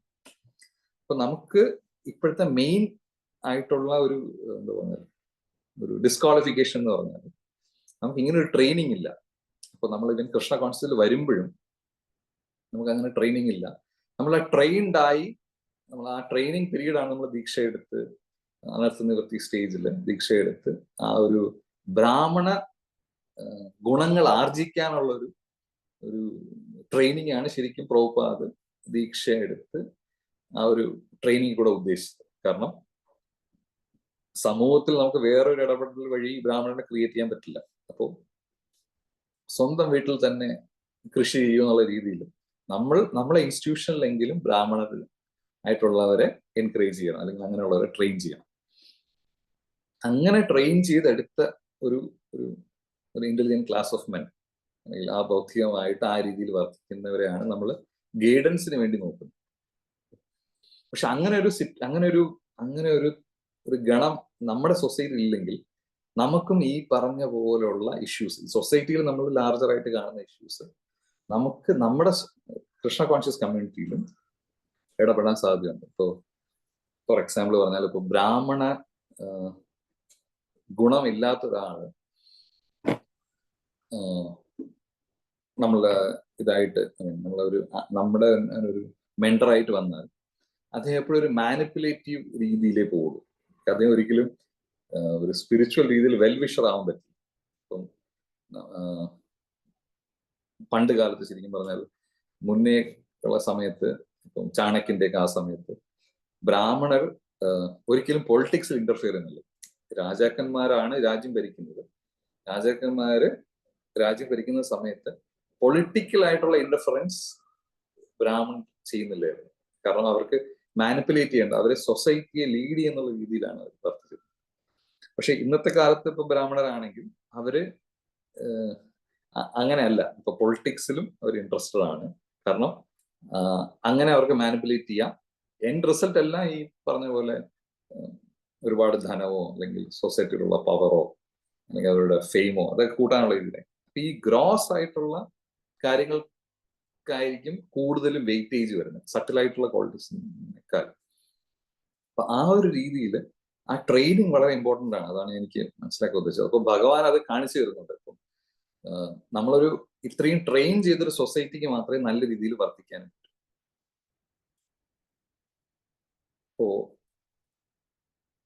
അപ്പൊ നമ്മൾ വിചാരിക്കും ഇത്രയും ട്രെയിൻഡ് ആണ് ബ്രാഹ്മണ, ക്ഷത്രിയ, ശൂദ്രൻ, വൈശ്യ, ശൂദ്രൻ, ആ രീതിയിൽ ട്രെയിൻഡ് ആയാൽ നമുക്ക് എല്ലാ കാര്യങ്ങളും നമ്മളെ ഉദ്ദേശം മൊത്തം നിറവേറ്റാൻ പറ്റുമോ എന്നുള്ളൊരു ചോദ്യം വരും. അപ്പൊ പ്രഭുപാദ് അതിനൊരു ഉത്തരം പറയുന്നുണ്ട്. അങ്ങനെ വെറുതെ ഒരു ബ്രാഹ്മണൻ, ഒരു ക്ഷത്രിയൻ, ശൂദ്രൻ അങ്ങനെ ഒരു സൊസൈറ്റി ഉണ്ടാക്കുന്നതല്ല എന്റെ ലക്ഷ്യം. ഇതെല്ലാം ഭഗവാനുമായിട്ട് അറ്റാച്ച് ചെയ്ത് ഈ ഗുണങ്ങൾ വരും. ഇല്ലെങ്കിൽ അത് ശരിക്കും പറഞ്ഞാൽ ഈ പറഞ്ഞ പോലെ മെത്തഡ് പോലെ തന്നെയാണ്, നമ്മളെ ഇപ്പോഴത്തെ സ്ഥിതി പോലെ തന്നെയാണ്. അവര് ഭഗവാനുമായിട്ട് അറ്റാച്ച്ഡ് ഇല്ലെങ്കിൽ അതൊരു യൂസ്ലെസ് ആയിട്ടൊരു വർക്ക്, ശ്രമ ഏവൈ കേവലമായിട്ട് വരും. ബ്രാഹ്മണനായിട്ട് പറഞ്ഞിട്ട് കാര്യമില്ല. അപ്പൊ സ്മാർത്ഥ ബ്രാഹ്മണനായിട്ട് നമ്മൾ വർത്തിക്കും. അപ്പോ ഭഗവാനുമായിട്ട് അറ്റാച്ച്ഡ് ആയിട്ട് ഈ ഒരു ചാതുർവർണ്ണ്യം നമുക്ക് നമ്മുടെ ഇടയിൽ ഉണ്ടാക്കാൻ, അല്ലെങ്കിൽ നമുക്ക് അങ്ങനെ ഒരു എയിം നമുക്ക് ഉണ്ടെങ്കിൽ നമുക്ക് കുറച്ചുകൂടെ ഈ മൂവ്മെന്റ് ഒരു സ്മൂത്തറായിട്ട് കൊണ്ടുപോകാൻ പറ്റും. ഇപ്പൊ പലപ്പോഴും ഞാൻ ചിലപ്പോഴും ഇങ്ങനെ ഇത് എന്റെ തന്നെ ഇൻട്രസ്പെക്ഷൻ ആണ്. ഇപ്പോ ഞാനൊരു ഫംഗ്ഷന് പോയിരുന്നു കുറച്ച് നാൾ മുന്നേ. ഇപ്പൊ അതൊരു അവിടെ പ്രസാദം സെർവ് ചെയ്യുന്നുണ്ട് ഫൈനലി. അപ്പൊ അവിടെ ഞാനിങ്ങനെ കുറച്ച് തിരക്കിട്ട് പോയി. എന്നിട്ട് അവിടെ ചെന്ന് പ്രസാദം സേവിച്ചു. അത് കഴിഞ്ഞ് ഞാൻ തിരക്കിട്ട് ഇറങ്ങാൻ നിൽക്കുമ്പോഴാണ് എൻ്റെ അടുത്ത് ഡിവോട്ടി ചോദിക്കുന്നത്, പ്രഭു സെർവിങ് ചെയ്യാൻ പറ്റുമോ? കാരണം അവരെല്ലാവരും ഇത്രയും നേരം സെർവ് ചെയ്യായിരുന്നു. അവർക്ക് ഇരിക്കാൻ പറ്റണമെങ്കിൽ ബാക്കി ആരെങ്കിലും അവർ റീപ്ലേസ് ചെയ്യാം. അപ്പൊ ഞാൻ തീരെ പറ്റാത്തൊരു സിറ്റുവേഷൻ ആണ്. ഞാൻ പറഞ്ഞു, പ്രഭു സോറി, ഇന്ന് എനിക്ക് പറ്റില്ല എന്ന് പറഞ്ഞു ഞാൻ ഇറങ്ങി. ഓക്കെ, പിന്നെ ഇറങ്ങി ഞാൻ വീട്ടിൽ വന്നു, എന്റെ കാര്യങ്ങൾ ചെയ്യും. അപ്പൊ ഈ ഒരു എക്സാമ്പിളിൽ ഞാൻ പറയാൻ ഉദ്ദേശിച്ചു വരുന്നില്ല. അപ്പൊ നമുക്കിപ്പോ നമ്മൾ സാധാരണ ഒരു ഫെസ്റ്റിവൽ ഫംഗ്ഷന് നമ്മളൊരു പ്രസാദത്തിന്റെ ലൈൻ നോക്കുകയാണെങ്കിൽ പ്രസാദത്തിന്റെ ലൈൻ ഒരു നല്ല നീളത്തിൽ പോകും. പക്ഷെ സെർവിങ് ചെയ്യുന്ന ആൾക്കാരുടെ ഒരു എണ്ണം എടുത്തു നോക്കിയാൽ വളരെ തുച്ഛമായിരിക്കും. 5 പേരോ 6 പേരോ. അതും അവര് തുടക്കത്തിൽ നിന്ന് എൻഡ് വരെ ചിലപ്പോൾ സെർവ് ചെയ്യായിരിക്കും. എന്നിട്ട് അവസാനമായിരിക്കും അവർ കഴിക്കുന്നത്. അല്ലെങ്കിൽ ചിലപ്പോൾ ഈ കുക്ക് ചെയ്യുന്ന ഡ്യൂട്ടീസ് തന്നെ ആയിരിക്കും സെർവ് ചെയ്യാൻ വരും. കാരണം സെർവ് ചെയ്യാൻ ആളില്ല. അതുകൊണ്ട് കുക്ക് ചെയ്തെല്ലാം കഴിഞ്ഞിട്ട് അവർ തന്നെ സെർവ് ചെയ്യും. അപ്പൊ നമ്മൾ അങ്ങനെ നോക്കുമ്പോൾ നമുക്കറിയാം ആ ഒരു സെൽഫിഷ്നെസ് വരുന്നുണ്ട്. നമുക്ക് എന്റെ കാര്യം മാത്രം നോക്കി ഞാൻ പ്രസാദം കഴിച്ചിട്ട് അല്ലെങ്കിൽ പ്രസാദം സേവിച്ചിട്ട് പോകുന്നു. അപ്പൊ അതിലൊരു ആ ഒരു സെൽഫിഷ്നെസ് നമ്മുടെ കൂടുതലും ഈ നമ്മുടെ ഗുണങ്ങൾ മനസ്സിലാക്കാതെ ചെയ്യുമ്പോഴുള്ള ഇതായിട്ടാണ് എനിക്ക് തോന്നിയിട്ടുള്ളത്. കാരണം നമ്മൾ കൂടുതലും കൃഷ്ണ കോൺഷ്യസിൽ ഭക്തിയോ സേവനത്തിൽ വളരുമ്പോൾ നമ്മുടെ എൻജോയിങ് മെന്റാലിറ്റി കുറയും, സെർവിങ് മെന്റാലിറ്റി കൂടുമെന്നാണ് പ്രഭുപാദ് പറയുന്നത്. അപ്പൊ നമുക്കൊരു ബാരോമീറ്റർ ആണ്. നമ്മൾ ആ ഒരു രീതിയിൽ വർത്തിക്കുമ്പോൾ നമുക്ക് അറിയാൻ പറ്റും, നമുക്ക് ഓക്കെ ഇതൊരു അളവ് പോലായിട്ടും നമുക്ക് വർത്തിക്കും. നമുക്ക് ഇൻട്രോസ്പെക്ട് ചെയ്യാൻ തന്നെ പറ്റും, അതാണ് പറഞ്ഞുതരാം. അപ്പൊ ഇതൊരു വളരെ ഒരു വലിയൊരു തലത്തിലേക്കുള്ള രീതിയിൽ ചിലപ്പം സാധാരണ ഒരു ഫെസ്റ്റിവൽ അല്ല, ഒരു വലിയൊരു ഫെസ്റ്റിവൽ, ഒരു ജന്മാഷ്ടമി അങ്ങനെയൊക്കെയുള്ള രീതിയിൽ വരുമ്പോൾ നമുക്കറിയാം ചിലപ്പം ഇടിയും ഉന്തും തള്ളും ഒക്കെ നടക്കുന്നത് കണ്ടിട്ടുണ്ട് പല സമയത്തും. കാരണം ഒരു എല്ലാവർക്കും ഒരു സമയത്ത് പോകണം, സെർവ് ചെയ്യാൻ ആൾക്കാർ കുറവാണ്, അല്ലെങ്കിൽ സാധനങ്ങൾ അറേഞ്ച് ചെയ്യാൻ ആൾക്കാർ കുറവാണ്, പക്ഷെ അത് കൺസ്യൂം ചെയ്യുന്ന ആൾക്കാർ കൂടുതലാണ്. അങ്ങനെ വരുമ്പോൾ അതൊക്കെ സംഭവിക്കും. അപ്പൊ അങ്ങനെ ഒരു സിറ്റുവേഷനിൽ നമുക്ക് നമ്മുടെ സൈഡിൽ നിന്നുള്ള നമ്മുടെ ശരിക്കും ഗസ്റ്റ് ആയിട്ട് ആക്ട് ചെയ്തിട്ട് നമുക്ക് ആ ഒരു സിറ്റുവേഷൻ ഒരു സൊല്യൂഷൻ ആയിട്ട് ആക്ട് ചെയ്ത് നമുക്ക് പ്രസാദം കഴിക്കുന്നതിന്റെ ലൈനിൽ നിന്ന് മാറി സെർവിങ്ങിന്റെ സ്ഥലത്തോട്ട് പോയിട്ട് അവിടെ ചെന്ന് അവരെ സഹായിച്ച് ആ ഒരു ഇമ്പാക്ട് കുറയ്ക്കാൻ പറ്റിയാൽ നമ്മുടെ ആ ഒരു മൊത്തത്തിലുള്ള സൊസൈറ്റിയുടെ ആ ഒരു ഔട്ട്ലുക്ക് തന്നെ മാറും. അപ്പൊ ശരിക്കും നമ്മൾ പറയും, ഇപ്പൊ പുറത്തുനിന്ന് ഒരാൾ വന്നാലും പുറത്തൊരു സ്ഥലത്ത് നിന്ന് ഒരു ഡിവോട്ടി വരികയാണെങ്കിൽ, ഈ ഒരു ഫെസ്റ്റിവലിൽ വരികയാണെങ്കിൽ അവർ കാണുമ്പോൾ ഓക്കെ ഇവര് ആവശ്യമുള്ളിടത്ത് ഡിവോട്ടീസ് ചെന്ന് അവരെ സഹായിച്ച് ആ ഒരു ഇതില് നല്ല രീതിയിൽ ഇത് ഫെസ്റ്റിവൽ കൊണ്ടുവന്ന് കാണുമ്പോൾ എന്താ പറയാ, ആ ഒരു ഡിവോട്ടി കമ്മ്യൂണിറ്റിയുടെ ആ ഒരു ഇന്റലക്ച്വൽ ലെവൽ. നമ്മളിപ്പം ശാസ്ത്രം പഠിച്ചിട്ട് നമ്മൾ ഇതേപോലെ ചെന്ന് ആ ഒരു രീതിയിൽ യാതൊരു രീതിയിലും കോൺട്രിബ്യൂട്ട് ചെയ്തില്ലെങ്കിൽ എങ്കിൽ നമുക്ക് വീണ്ടും ആ ഒരു അല്ലെങ്കിൽ ആ പഠനം കുറച്ചുകൂടെ ഡെപ്തിലാവേണ്ടതാണ് എന്നൊരു ഇത് പറയേണ്ടി വരും. അപ്പോൾ നമ്മൾ എന്ത് മനസ്സിലാക്കി എന്നുള്ളത്, അല്ലെങ്കിൽ proof of pudding is in eating എന്ന് പറഞ്ഞാൽ നമ്മൾ എന്ത് മനസ്സിലാക്കി എന്നുള്ള നമ്മളെ ആക്ഷനിൽ കൂടെയാണ് അത് വരുന്നത്, അല്ലെ? നമ്മുടെ ആക്ഷൻസ് അത് ഡിഫൈൻ ചെയ്യും. നമ്മളിപ്പോ ഭാഗവതം 2 പ്രാവശ്യം വായിച്ചു എന്ന് പറയുന്നതിനേക്കാളും ലൗഡായിട്ടാണ് നമ്മൾ ആക്ഷൻ പറയുന്നത്. ഓക്കെ, നമ്മൾ ഭാഗവതം 2 പ്രാവശ്യം വായിച്ചു, പക്ഷെ ശരിക്കും നമ്മളത് മനസ്സിലാക്കിയോ എന്നുള്ളത് നമ്മൾ എങ്ങനെ വർത്തിക്കുന്നു എന്നുള്ളതിൽ വരും. അപ്പൊ നമ്മള് ഒരു മാനിപ്പുലേറ്റീവ് മെന്റാലിറ്റി ഇല്ലാതെ നമ്മളെല്ലാരും പറയുന്ന സ്മാർട്ട് ആവും, അല്ലെ? എങ്ങനെ ബാക്കിയുള്ളവരെ കൊണ്ട് പണിയെടുപ്പിച്ച് ജീവിക്കാം. പറയുന്നത് എങ്ങനെ ഉദരം നിറയ്ക്കുന്ന മാത്രം ഒരു മെയിൻ ഫങ്ഷൻ ആക്കി എടുത്ത് അതിൽ ഏറ്റവും പ്രാവീണ്യന ഒരാളെയാണ് ഇപ്പൊ മെറ്റീരിയലിസ്റ്റിക് ലൈഫിൽ സക്സസ്ഫുൾ ആയിട്ട് പറയുന്നത്. അപ്പൊ ചിലപ്പോഴൊക്കെ നമ്മളും ഓവർ സ്മാർട്ട്നെസ് അല്ലെങ്കിൽ ഇത് കാണിച്ച് നമ്മൾ ചില മാനിപ്പുലേറ്റീവ് മെത്തേഡ്സ് ഒക്കെ എടുക്കാറുണ്ട്. പക്ഷെ അത് മൊത്തത്തിലുള്ള ആ സൊസൈറ്റി വാല്യൂസിന് നമ്മൾ കുറച്ചുകൂടെ താഴോട്ട് താക്കും. ഇപ്പൊ ഒരു ഡിവോട്ടി ഒരു സാക്രിഫൈസ് ചെയ്യാൻ തയ്യാറായ എങ്കിൽ അവരൊരു 10-100 പേർക്ക് എക്സാമ്പിൾ ആയിട്ടാണ് വരുന്നത്. ഓക്കെ, അപ്പൊ ആ ഒരു ഡിവോട്ടിയുടെ ആ ഒരു ഇൻസ്പിറേഷൻ കൊണ്ട് എല്ലാവരും ആ രീതിയിൽ സെൽഫ്ലെസ് ആയിട്ട് സെർവ് ചെയ്യാൻ അവർക്ക് തോന്നും. ഇല്ല, അപ്പൊ ഒരു ഡിവോട്ടി ശരിക്കും ഒരു ഷോർട്ട് കട്ട് എടുക്കുകയാണെങ്കിൽ, ഇതുപോലത്തെ എന്തെങ്കിലും ഒരു മാനിപ്പുലേഷൻ എടുക്കുകയാണെങ്കിൽ എല്ലാവരും പറയും ഓക്കെ ഇത് നോർമലാണ്, അപ്പൊ എനിക്ക് ഇങ്ങനെ ചെയ്യാമല്ലോ എന്നുള്ള രീതിയിൽ വരും. അപ്പൊ നമ്മൾ മൊത്തത്തിൽ നമ്മളൊരു ഗ്ലാസ് ഹൗസിലാണ് ജീവിക്കുന്നത് എന്നുള്ള രീതിയിൽ നമ്മൾ പ്രഭുപാദും നമ്മുടെ ഗുരുവര്യന്മാർക്കും ശ്രേയസ് നേടിക്കൊടുക്കുന്ന രീതിയിൽ നമ്മൾ വർത്തിച്ചാൽ നമുക്ക് ഈ പോകെ അത് നമ്മുടെ ഭക്തിയുത സേവനത്തിൽ നമുക്ക് മുന്നേറാൻ വളരെ നല്ല രീതിയിൽ പറ്റും. അപ്പോൾ എൻ്റെ ഒരു ഇൻട്രോസ്പെക്ഷൻ ആയിട്ട് ഞാൻ പറഞ്ഞതേ ഉള്ളൂ. കാരണം ഞാൻ ആ ഒരു സിറ്റുവേഷനിൽ ഞാൻ ചിന്തിച്ചില്ല. ഞാനത് എൻ്റെ ഒരു സെൽഫിഷ് മോട്ടീവിന് വേണ്ടി ഞാനത് നിരാകരിച്ച് തിരിച്ച് വീട്ടിലേക്ക് വന്നു. അപ്പൊ മൊത്തത്തിൽ നമുക്ക് ഉണ്ടാവുന്ന കുറെ ഇൻകൺവീനിയൻസ് നമുക്ക് ഈ ഒരു രീതിയിൽ സെൻസിറ്റീവായിട്ട് നമുക്ക് ജീവിക്കുന്ന വഴി നമുക്ക് അത് കിട്ടുമെന്നാണ് എനിക്ക് തോന്നുന്നത്. അപ്പോൾ പല സമയത്തും പല എറ്റിക്വറ്റ്സും നമ്മൾ ഫോളോ ചെയ്യാതെയാണ് ഭക്തിയിൽ മുന്നേറുന്നത്. അപ്പോൾ ഒരു സമയത്ത് വരുമ്പോൾ അതൊരു വലിയൊരു ക്രൈസിസ് ആയിട്ട് മാറും. അതിന്റെ ഒരു എക്സാമ്പിളും എനിക്കറിയാം. എനിക്കറിയില്ല എന്താണ് പ്രസാദവും ഞാനുമായിട്ട് വേണ്ടായിരിക്കും. ഞാനൊരു ഫംഗ്ഷൻ, ഒരു വലിയൊരു ഫംഗ്ഷൻ ഒരു സ്ഥലത്ത് പോയി. ഓക്കെ, അപ്പൊ സ്ഥലത്ത് പോയപ്പോൾ അവിടെ സദ്യയായിരുന്നു പ്രസാദമായിട്ട്. അപ്പോൾ സദ്യയായിട്ട് എല്ലാം ഇലയൊക്കെ വിരിച്ചു, എല്ലാം വിളമ്പി ആ ഫംഗ്ഷൻ കഴിയാൻ വേണ്ടി കാത്തിരിക്കുകയാണ്.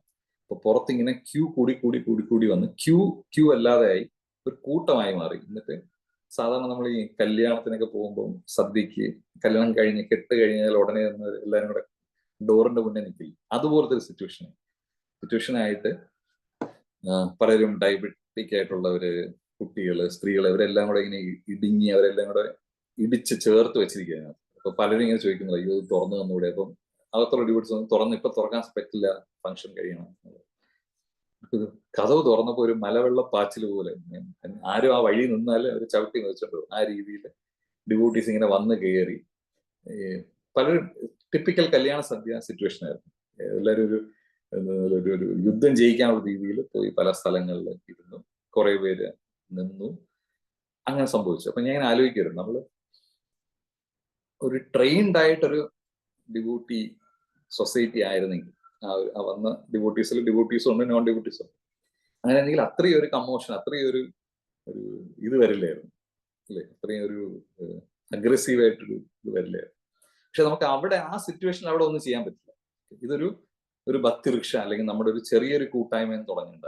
ഇപ്പൊ നമ്മള് ചാരിറ്റി ബിഗിൻസ് അറ്റ് ഹോം എന്ന് പറയുന്ന പോലെ നമ്മളൊരു ചെറിയ ലെവലിൽ നിന്ന് തുടങ്ങുന്ന കാര്യങ്ങളാണ് മൊത്തത്തിൽ വലിയ രീതിയിൽ പ്രൊജക്റ്റ് ആവുന്നത്.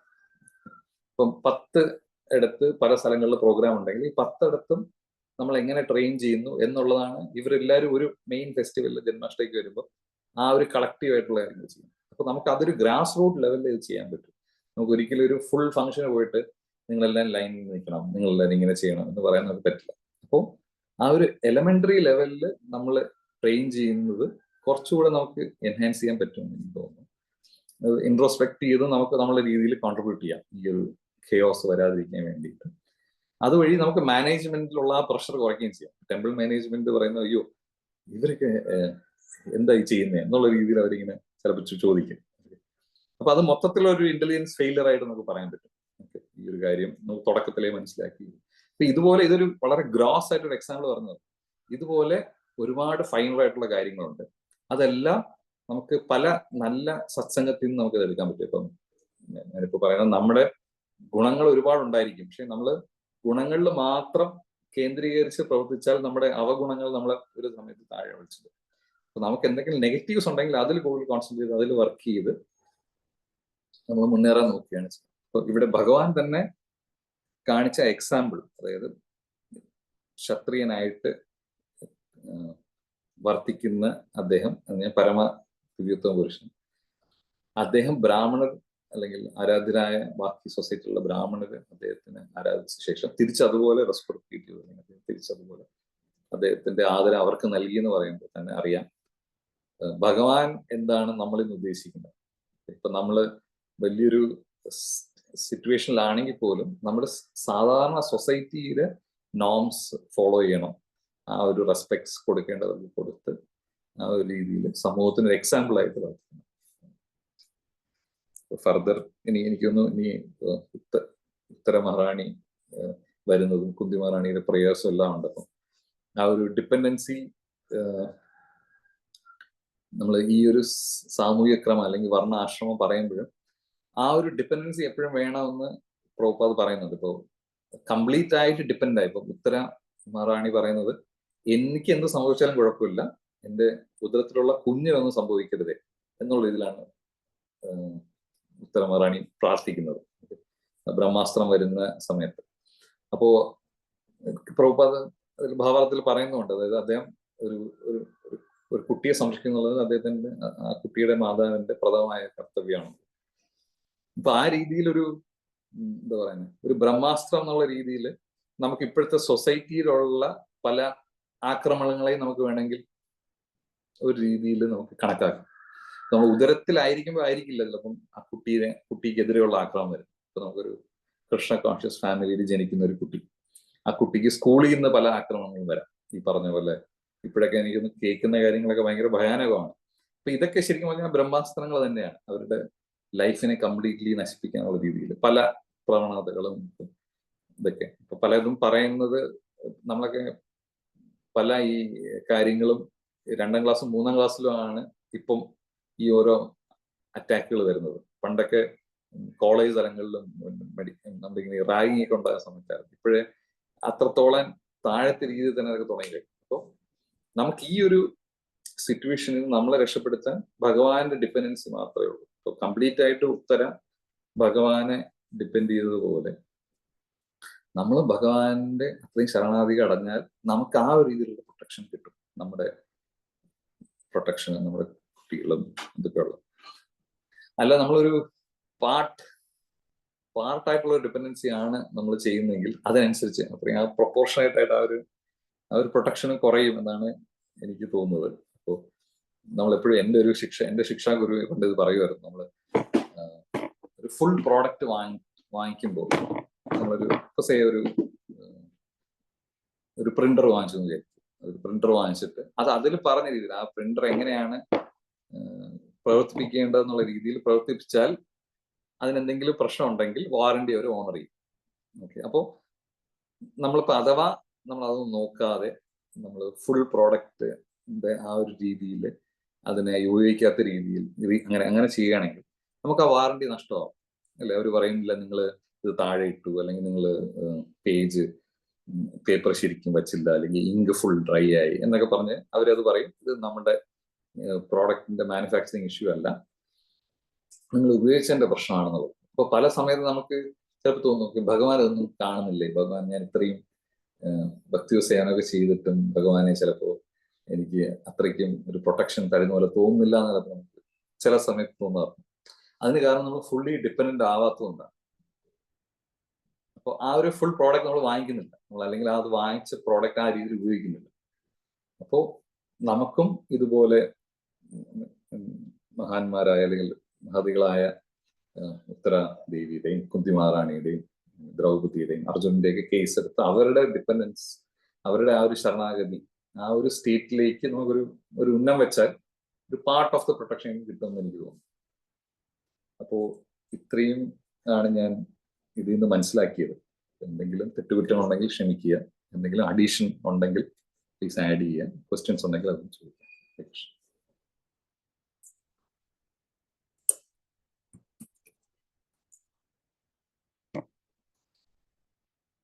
ഹരേ Krishna mataji. Thank you പ്രഭുജി. Hare Krishna, pranam. Thank you. Thank you prabhu. വളരെ നന്നായിരുന്നു ക്ലാസ്. സമയം പോയത് തന്നെ അറിഞ്ഞില്ല, കംപ്ലീറ്റ് അതിൽ തന്നെ പോയി. Thank you so much. Hare Krishna. Thank you mata. Hare Krishna prabhu. പ്രണാമം പ്രഭു. വളരെ നല്ല ക്ലാസ് ആയിരുന്നു. ഇപ്പോഴത്തെ ഇതിന് പറ്റിയ പോലത്തെ ക്ലാസ്. പ്രഭു, ഞാനൊരു സംശയം എന്ന് പറയാം. നമ്മള് പ്രഭു ബ്രാഹ്മണിക്കൽ ക്ലാസ്സിനെ പറ്റി പറഞ്ഞല്ലോ. അവര് പൊളിറ്റിക്കലില് ഇന്റർഫിയർ ചെയ്യുന്നില്ല, പക്ഷെ രാജ്യനിർവഹണത്തില് ഇന്റർഫിയർ ചെയ്യുന്നില്ലെങ്കിൽ പോലും അതിനാവശ്യമായ നിർദ്ദേശങ്ങളും ഉപദേശങ്ങളും കാര്യങ്ങളും അവരാണ് നൽകിക്കൊണ്ടിരുന്നത്. അങ്ങനെ ഒരു ഇന്റലിജന്റ് ക്ലാസ് അന്ന് ഉണ്ടായിരുന്നു. അത് അവരുടെ നിർദ്ദേശാനുസരണം മാത്രമേ കാര്യങ്ങൾ നടന്നുള്ളൂ.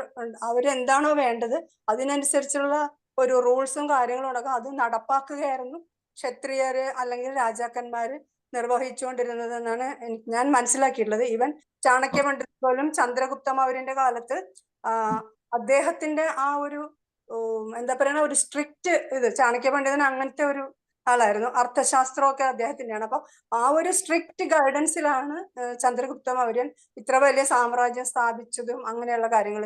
ഈവൻ ഇന്റലിജൻസ് ക്ലാസ് ആണ് അവർക്ക് ഉപദേശങ്ങള് എല്ലാവർക്കും തന്നെ.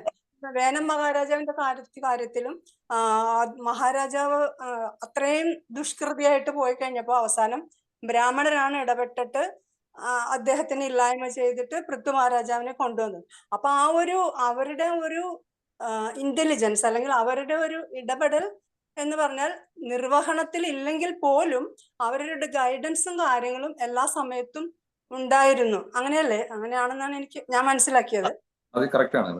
അതേ താല്പര്യം നമ്മുടെ പൊളിറ്റിക്കൽ എന്ന് പറഞ്ഞാല് ഇന്റലിജൻസ് ക്ലാസ് എന്ന് പറഞ്ഞ ഒരു ഗ്രൂപ്പ് ഉണ്ടെങ്കിൽ പോലും അവരൊക്കെ പൊളിറ്റീഷ്യൻസ് ആണ്, അല്ലെങ്കിൽ പൊളിറ്റിക്കലി ലിങ്ക്ഡ് ആണ്. അങ്ങനെയുള്ള ആളുകളാണ് നമ്മുടെ ഭരണം ഉപദേശിക്കാൻ നിൽക്കുന്നതും അങ്ങനെയുള്ള ആൾക്കാരാണ്, ഉപദേശം സ്വീകരിക്കുന്നവരും അങ്ങനെയുള്ള ആളുകളാണ്. അപ്പൊ അതുകൊണ്ട് ആണ്. പക്ഷെ ആ ഒരു ഇന്റലിജൻസ് ക്ലാസിന്റെ അല്ലെങ്കിൽ നമ്മുടെ നമ്മുടെ ധർമ്മശാസ്ത്രത്തിന് അനുസരണമായിട്ടുള്ള ഒരു കാര്യങ്ങളും നടപ്പാക്കാൻ പറ്റാത്തത് കൊണ്ടാണ് ഇന്നത്തെ പ്രശ്നങ്ങളുണ്ട്. പ്രഭുപാദ് എപ്പോഴും പറയാറുണ്ട്, എല്ലാത്തിനും ലോക സമാധാനത്തിനും എല്ലാത്തിനുമുള്ള ഒരു സൊല്യൂഷൻ എന്ന് പറഞ്ഞാൽ അത് കൃഷ്ണാവബോധം മാത്രമാണെന്ന് പ്രഭുപാദ് എപ്പോഴും പറയാറുണ്ട്. അപ്പൊ അതാണ് ആവശ്യം. ഈവൻ നമ്മുടെ സൊസൈറ്റിയിൽ പോലും ഈ ഒരു ഗുണത്തിനനുസരിച്ചിട്ടുള്ള ഒരു ക്ലാസ്. ഇപ്പൊ എല്ലാവരും, ചിലരൊക്കെ ബുക്ക് ഡിസ്ട്രിബ്യൂഷന് വളരെ എക്സ്പേർട്സ് ആയിരിക്കും, പക്ഷെ ചിലര് ക്ലാസ് എടുക്കാൻ നല്ല എക്സ്പെർട്സ് ആയിരിക്കും, പഠിക്കാനും പഠിപ്പിക്കാനും. അപ്പോ അതുപോലെ തന്നെ മറ്റു ചില കാര്യങ്ങൾ ഓരോരുത്തരും അവരുടെ ഒരു ഗുണങ്ങള് നമ്മുടെ കൃഷ്ണാബോധ സൊസൈറ്റിയിലും ഉണ്ട്. അതനുസരിച്ചുള്ള കാര്യങ്ങൾ ഡെവലപ്പ് ചെയ്താൽ അവർക്ക് ആ കാര്യത്തിൽ മുന്നേറാൻ പറ്റും, അത് കൂടുതൽ നന്നായിട്ട് ചെയ്യാനും പറ്റുമെന്ന് ഏതോ ഒരു ക്ലാസ്സിൽ ജസാഷി പ്രഭു പറഞ്ഞതായിട്ട് ഞാൻ ഓർക്കുന്നു. ആ ഒരു ലെവല് അവിടെ ഉണ്ട്. നമ്മുടെ എല്ലാവർക്കും ക്ലാസ് എടുക്കാൻ പറ്റും, എല്ലാവർക്കും മീനിയൽ സർവീസ് ചെയ്യാൻ പറ്റും. എങ്കിൽ പോലും ചിലർക്ക് അതിനായിട്ടുള്ള ആ ഒരു ഗുണങ്ങള് കൂടുതലായിട്ട് ഉണ്ടാവും. അവരതില് ഉയർന്നു തന്നെ നിൽക്കുകയും ചെയ്യും. അവർക്ക് ആ രീതിയിൽ കൊണ്ടുപോകാനും പറ്റും, ആ രീതിയിൽ മറ്റുള്ളവരെയും കൊണ്ടുപോകാൻ പറ്റും, അവർക്ക് ചെയ്യാനും പറ്റും. അങ്ങനെ ആ ഒരു ഗുണത്തിനനുസരിച്ചുള്ളത് എല്ലാ സമൂഹത്തിലും ഉണ്ട്. അതില്ലാത്തത് കൊണ്ടാണ് നമ്മുടെ ഇന്നത്തെ കുഴപ്പം. ഉപദേശത്തിന് ആവശ്യമായിട്ടുള്ള ഇന്റലിജന്റ് ക്ലാസ് എന്ന് ഞാൻ പറയുമ്പോൾ ഏത് രീതിയിലുള്ള ഇന്റലിജന്റ് ആണോ വേണ്ടത് ആ രീതിയിൽ ഇല്ലാത്തതുമാണ് ഇന്ന് നമ്മുടെ അപജയത്തിനും നമ്മുടെ സൊസൈറ്റിയിലുള്ള എല്ലാ പ്രശ്നങ്ങൾക്കും കാരണവും. അതിന് ഏറ്റവും ഒരു റെമഡി എന്ന് തോന്നുന്നത് കൃഷ്ണാവബോധം മാത്രമേ ഉള്ളൂ. കൃഷ്ണാവബോധത്തിൽ ഊന്നിയുള്ള പ്രവർത്തനങ്ങളല്ലാതെ നമുക്ക് ഈ പ്രഭു പറഞ്ഞ കുട്ടികളുടെ കാര്യമാണെങ്കിലും സമൂഹത്തിലെ കാര്യമാണെങ്കിലും എല്ലാ അപജയങ്ങൾക്കും ഉള്ള സൊല്യൂഷൻ കൃഷ്ണാവബോധം മാത്രമേ ഉള്ളൂ എന്നാണ് പ്രഭുപാദ് പറഞ്ഞിരിക്കുന്നത്. ഞാനൊരു ഇന്റലിജന്റ് ബ്രാഹ്മണരുടെ ഇടപെടൽ ഉണ്ടായിരുന്നു, പക്ഷെ അത് ആ ഒരു ലെവല് വേറെ ആയിരുന്നു എന്ന് മാത്രം എനിക്ക് മനസ്സിലാക്കിയത്. പ്രഭു ശരിയാണോന്ന് എനിക്കറിയില്ല, ഷെയർ ചെയ്തു. ബ്രാഹ്മണരുടെ ഡയറക്ഷനിലാണ് ക്ഷത്രിയർ ആക്ട് ചെയ്തത്. ബ്രാഹ്മണർ എന്ത് അവരുടെ വിഷനിലായിരുന്നു ക്ഷത്രിയർ ആക്ട് ചെയ്യുന്നത്. അപ്പൊ ക്ഷത്രിയർ എന്തെങ്കിലും തെറ്റ് ചെയ്താലും ബ്രാഹ്മണർ അവരെ വന്ന് കറക്റ്റ് ചെയ്യാൻ അത് പറഞ്ഞത് അത് ആ രീതിയിലായിരുന്നു. ഇപ്പൊ ചാണക്യന്റെ എക്സാമ്പിൾ ആണെങ്കിലും ആ ഒരു രീതിയിൽ പറഞ്ഞ പോലെ കംപ്ലീറ്റ്ലി ഭരണകാര്യങ്ങളിൽ നിന്ന് വിട്ടു നിന്നു എന്നുള്ള രീതിയിലല്ല ഞാൻ ഉദ്ദേശിച്ചത്. അവർ ആക്റ്റീവ്ലി പൊളിറ്റിക്കൽ ഇൻവോൾവ് അല്ലായിരുന്നു, പക്ഷെ അവര് സൂപ്പർവൈസറി പൊസിഷനിലായിരുന്നു. അവരുടെ പ്രിൻസിപ്പിൾസ് അല്ലെങ്കിൽ അവർ തരുന്ന നിർദ്ദേശങ്ങൾ ക്ഷത്രിയർ അന്ന് പാലിച്ചിരുന്നു. പക്ഷെ ഇപ്പോൾ നമുക്ക് അറിയാം, നമുക്ക് പ്രഭുപാദിന്റെ ടൈമില് പ്രഭുപാദ് മഹാത്മാഗാന്ധിയായിട്ടൊരു ഒരു ഒരു ലെറ്റർ അദ്ദേഹം ഇത് ചെയ്തിട്ടുണ്ടായിരുന്നു, ലെറ്റർ അയച്ചിട്ടുണ്ടായിരുന്നു അദ്ദേഹത്തിനടുത്ത്. മഹാത്മാഗാന്ധി എന്ന ഫേമസ് പൊളിറ്റീഷ്യനാണ്. അപ്പൊ ആ സമയത്ത് പ്രഭുപാദ് പറഞ്ഞു, താങ്കൾ എൻ്റെ കൂടെ വന്ന് ഭഗവത്ഗീത പഠിക്കുകയാണെങ്കിൽ നമുക്ക് ഈ ശരിക്കും ലോക സമാധാനത്തിനുള്ള രീതിയിൽ ഇത് കൊണ്ടുപോവാം, ഇല്ലെങ്കിൽ you will meet with an inglorious death. നിങ്ങൾ അങ്ങനെ ഒരു മരണത്തിൽ ആയിരിക്കും അവസാനം നിങ്ങൾ ഇത് കലാശിക്കുന്നത് എന്ന് പറഞ്ഞൊരു ലെറ്റർ, ഒരു അസ്ട്രോളജിക്കൽ എന്നുള്ള രീതിയിൽ അത് ഒരു ഫോർകാസ്റ്റ് പോലുള്ള ലെറ്റർ പ്രഭുപാദ് മഹാത്മാഗാന്ധിക്ക് എഴുതിയിട്ടുണ്ടായിരുന്നു. അതുപോലെ ഇന്ദിരാഗാന്ധിക്ക് ഇതുപോലെ ഒരു മീറ്റിംഗ്. അപ്പൊ പ്രഭുപാദ് പലപ്പോഴും ഈ പല ലീഡേഴ്സിന്റെ അടുത്തും പറയാൻ ഉദ്ദേശിച്ച കാര്യം ഇതാണ്, if you can follow me, അല്ലെങ്കിൽ വേദിക് ആയിട്ടുള്ള അല്ലെങ്കിൽ പ്രഭുപാദിന്റെ നിർദ്ദേശങ്ങൾ ഫോളോ ചെയ്യാൻ പറ്റിയാൽ ആ ഒരു കൺട്രി ഒരു പീസ്ഫുൾ കൺട്രി ആയിട്ട് മാറ്റാം എന്ന് പ്രഭുപാദ് ശരിക്കും പറഞ്ഞിട്ടുണ്ട്. അപ്പോ മാധവി പറഞ്ഞ കംപ്ലീറ്റ്ലി കറക്റ്റ് ആണ്, അതിൽ യാതൊരു ഇതും ഇല്ല. ഈ പറഞ്ഞ പോലെ കറക്റ്റ് അണ്ടർസ്റ്റാൻഡിങ് ആണ്. അങ്ങനെയാണ് എന്റെ. താങ്ക് യു പ്രഭു. പ്രണാമം പ്രഭു. വേറെ ആർക്കെങ്കിലും കോൺട്രിബ്യൂട്ട് ചെയ്യാൻ താല്പര്യമുണ്ടോ? ക്വസ്റ്റ്യൻസ് എനിക്കൊന്നതെല്ലാം അറിയാമെന്നുള്ള കാര്യമാണ് നമ്മൾ സംസാരിച്ചത്. അതിലൊരു ഡൗട്ട് ഒന്നുമില്ല. പ്രണാം പ്രഭു. ഹരേ കൃഷ്ണ പ്രഭുജി, വളരെ നല്ല ക്ലാസ് ആയിരുന്നു. നന്ദി പ്രഭുജി. പ്രഭു, ഞാൻ ഇതുമായിട്ട് ബന്ധപ്പെട്ട ചെറിയൊരു നല്ലൊരു പോയിന്റ് ഞാൻ ഭാഗത്തിൽ വായിച്ചത് കണക്ട് ചെയ്യാം. ശരിക്കും നമ്മൾ മനസ്സിലാക്കി വെച്ചിരിക്കുന്നത്, അതോ ഞാൻ മനസ്സിലാക്കി വെച്ചതെന്ന് അറിയില്ല. അപ്പോൾ രാജ്യം എന്ന് പറയുന്നത് ക്ഷത്രിയരുടേതാണെന്നാണ് നമ്മൾ മനസ്സിലാക്കി വെച്ചിരിക്കുന്നത്. രാജ്യം എന്ന് പറയുന്നത് ക്ഷത്രിയരുടേതാണെന്നാണ് നമ്മൾ മനസ്സിലാക്കിയത്. ഭാഗവത്തിൽ ഞാൻ വായിച്ചപ്പോൾ ഒരു ശ്ലോകം പറഞ്ഞിരുന്നു, ബ്രാഹ്മണരുടെ രാജ്യം ഭരിക്കാൻ വേണ്ടി ബ്രാഹ്മണർ ക്ഷത്രിയർക്ക് കൊടുത്തു വച്ചിരിക്കുന്നു എന്നുള്ളതാണ്. അപ്പൊ ഈ ശരിയായ യോഗ്യനായ ഒരു ക്ഷത്രിയനല്ല എങ്കിൽ അദ്ദേഹത്തിനെ മാറ്റാൻ ബ്രാഹ്മണർക്ക് അധികാരമുണ്ട് എന്നുള്ള രീതിയിൽ ഭാഗവത്തിൽ ഞാനൊരു ശ്ലോകം വായിച്ചു. ശ്ലോക നമ്പർ ഞാൻ ഓർക്കുന്നില്ല, ഇനി ഒരു ദിവസത്തു ഞാൻ അത് കണക്ട് ചെയ്യാം. അപ്പൊ അത് വായിക്കുന്നത് വരെ ഞാൻ അത് നേരെ തിരിച്ചാ മനസ്സിലാക്കിയിരുന്നത്. ക്ഷത്രിയരാണ് ഒരു പടി മുകളിൽ എന്നാണ് ഞാൻ വിചാരിച്ചു വെച്ചിരുന്നത്. എന്നാല് ബ്രാഹ്മണര് അവരുടെ രാജ്യം ഭരണ നിർവഹണം നടത്താൻ വേണ്ടി ക്ഷത്രിയരുടെ കയ്യിൽ കൊടുത്തിരിക്കുന്നു. അപ്പൊ അവിടെ കിങ് മീൻസ് അതിന്റെ പവർഫുൾ എപ്പോഴും ബ്രാഹ്മണൻ തന്നെയാണെന്നാണ് ഞാൻ മനസ്സിലാക്കിയത് ആ ശ്ലോകം വായിച്ചത്. അതിനെ കുറിച്ച് എന്തെങ്കിലും അത് ഓർമ്മ വരുന്നുണ്ടോ പ്രഭു, വായിച്ചതായിട്ട്? അല്ലെങ്കിൽ ആരെങ്കിലും വായിച്ചതായിട്ട് ഓർക്കുന്നുണ്ടോ അങ്ങനെ ഒരു ശ്ലോകം? പ്രഭു വേന മഹാരാജാവിന്റെ ആ സ്റ്റോറി പറയുമ്പോഴാണ് അത് പറയുന്നത്. വേന മഹാരാജാവിനെ അവര് പറയുന്ന ആ ഒരു ഇതാണ്, ബ്രാഹ്മണര് അവരെ വേന മഹാരാജാവിനെ മാറ്റാൻ വേണ്ടി ബ്രാഹ്മണര് ഇടപെടുകയാണ്. അപ്പോഴാ ഈ കാര്യം പറയുന്നുണ്ട് എന്നാണ് എന്റെ ഒരു ഓർമ്മയിൽ വരുന്നത്. ഞാനത് അങ്ങനെ തന്നെയാണ് ഓർക്കുന്നത്. അപ്പൊ അത് വായിക്കുന്നത് വരെ ഞാൻ വായിച്ച ഓർക്കുന്നില്ല. ഞാൻ ആ എപ്പിസോഡ് വായിച്ചിട്ടുണ്ട് പ്രഭു പറഞ്ഞത് വേണം. പക്ഷെ പ്രഭു പറഞ്ഞ വളരെ പറഞ്ഞാലും പ്രഭു എന്താ പറഞ്ഞപ്പോഴാണ് എനിക്ക് ശരിക്കും അത് റിയലൈസ് ആയത്. അതായത് എനിക്ക് അതൊരു ഇംഗ്ലീഷ് എഡ്യൂക്കേഷന്റെ പ്രശ്നമാണ്. ഇപ്പൊ നമ്മുടെ ഫ്രഞ്ച് റെവല്യൂഷൻ പഠിക്കുമ്പോൾ അവരുടെ ആ ഒരു സ്ഥിതിയിൽ നമ്മൾ ഇത്രയും മുന്നേ പഠിച്ച കാര്യമാണെങ്കിൽ പോലും king is the representative of God എന്നാണ് അവർ പഠിപ്പിച്ചത്, സ്കൂളിൽ പഠിപ്പിച്ചത്. അപ്പൊ ഇത്രയും വായിച്ചിട്ടും എനിക്കത് വളരെ സൂപ്പർഫിഷ്യൽ ആയിട്ടേ തോന്നിയുള്ളൂ, മനസ്സിലായില്ലേ? എന്നിട്ട് ഞാൻ ഇപ്പോഴും എന്റെ പ്രഭു പറഞ്ഞപ്പോഴാണ് ശരിക്കും ഉടമ ബ്രാഹ്മണരാണ്. പക്ഷെ നമ്മുടെ ഇപ്പൊ പറഞ്ഞ പോലെ ഇപ്പൊ ഫുൾ സമൂഹത്തിന്റെ ഐഡിയ ഇങ്ങനെയല്ല, എന്നെ പോലെയാണ്. രാജാവിന്റെ ആണ്, അല്ലെങ്കിൽ ആ ഒരു ജനാധിപത്യ ഗവൺമെന്റിന്റെ ആണ്. അങ്ങനെയുള്ള രാജ്യം ബ്രാഹ്മണർക്ക് ഭഗവാൻ കൊടുത്തിരിക്കുന്നത് യുഗധർമ്മങ്ങൾ അനുഷ്ഠിക്കാനാണ്. അപ്പൊ യുഗധർമ്മം അനുഷ്ഠിക്കാൻ വേണ്ടി അവർ മുന്നോട്ട് പോകുമ്പോൾ എന്തെങ്കിലും തടസ്സം വരികയാണെങ്കിൽ ആ തടസ്സം മാറ്റി കൊടുക്കാൻ വേണ്ടി മാത്രമാണ് ആ ഭരണ സംവിധാനത്തിന്റെ അഡ്മിനിസ്ട്രേറ്റീവ് സെക്ഷനെ ഇവർക്ക് ഏൽപ്പിച്ചിരിക്കുന്നത്, ക്ഷത്രിയർക്ക് ഏൽപ്പിച്ചിരിക്കുന്നത്. അപ്പൊ അവരുടെ ഡ്യൂട്ടി യുഗധർമ്മം അനുഷ്ഠിക്കാൻ വേണ്ടി ബ്രാഹ്മണർ ശ്രമിക്കുമ്പോൾ തടസ്സം വരാതെ സംരക്ഷിക്കുക മാത്രമാണ് അവർക്കുള്ള ജോലി. അപ്പോ മെയിൻ ജോലി ചെയ്യുന്നത് ബ്രാഹ്മണരാണെന്നാണ് അതെന്ന് മനസ്സിലാക്കുന്നത്. അപ്പോ ശൂർപ്പണകയല്ലല്ലോ, നമ്മുടെ രാമചന്ദ്ര ഭഗവാനെ കൊണ്ടുപോകുന്നുണ്ടല്ലോ ഈ ദശരഥ മഹാരാജയുടെ അടുത്ത് നിന്നും. അപ്പൊ അതില് പറഞ്ഞത്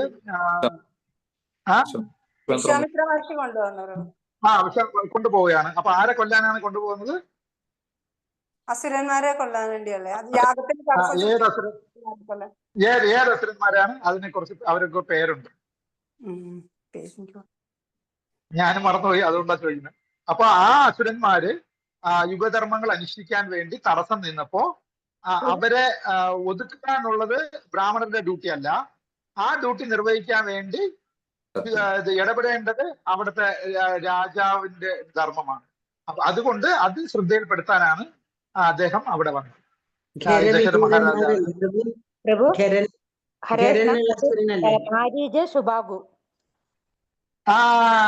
അതന്നെ മാരിജൻ സുബാഹു തയ്യാതെ ആൾക്കാര് യുഗധർമ്മം അനുഷ്ഠിക്കാൻ ബ്രാഹ്മണന്മാരെ സമ്മതിക്കാതെ വന്നപ്പോൾ ബ്രാഹ്മണര് അവരെ ഒതുക്കി നിർത്താൻ വേണ്ടി ക്ഷത്രിയരുടെ സഹായം സ്വീകരിച്ചു.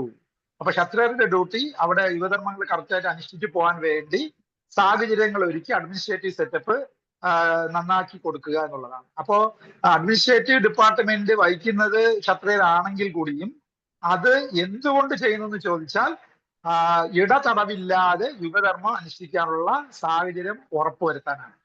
അപ്പോ മെയിൻ പണി ചെയ്യുന്നത് ക്ഷത്രിയന്മാരല്ല, ബ്രാഹ്മണന്മാർ. അപ്പൊ ആ ഒരു റോള് മാത്രമേ ക്ഷത്രിയർക്കുള്ളൂ. യഥാർത്ഥ റോള് ബ്രാഹ്മണർക്കാണെന്നാണ് അതിൽ നമ്മൾ മനസ്സിലാക്കാൻ കഴിയുന്നത്. രാമായണത്തിലും അത് ഈ ഒരു ഇൻസിഡന്റോടുകൂടി നമുക്ക് മനസ്സിലാക്കാം. വേനന്റെ ആ ഒരു ഭാഗത്തില് വ്യക്തമായി ഭാഗവത്തിൽ ശ്ലോകമുണ്ട്. ക്ഷത്രിയർക്ക് ബ്രാഹ്മണർ ഭരണം നടത്താൻ വേണ്ടി മാത്രം അവരുടെ രാജ്യം കൊടുത്തിരിക്കുന്നു എന്നുള്ളതാണ്. അപ്പൊ രാജ്യം ക്ഷത്രിയരുടേതല്ല, ബ്രാഹ്മണരുടേതാണെന്നാണ് അത് മനസ്സിലാക്കി. അതുവരെ പറഞ്ഞ പോലെ നമ്മുടെ മൈൻഡ് സെറ്റ് തിരിച്ചാണ്. ബ്രാഹ്മണക്കാല ക്ഷത്രിയർ ഒരുപടി മുകളിൽ നിന്ന് തന്നെ ആയിരുന്നു നമ്മുടെ മനസ്സിൽ. Thank you bro. Hare Krishna.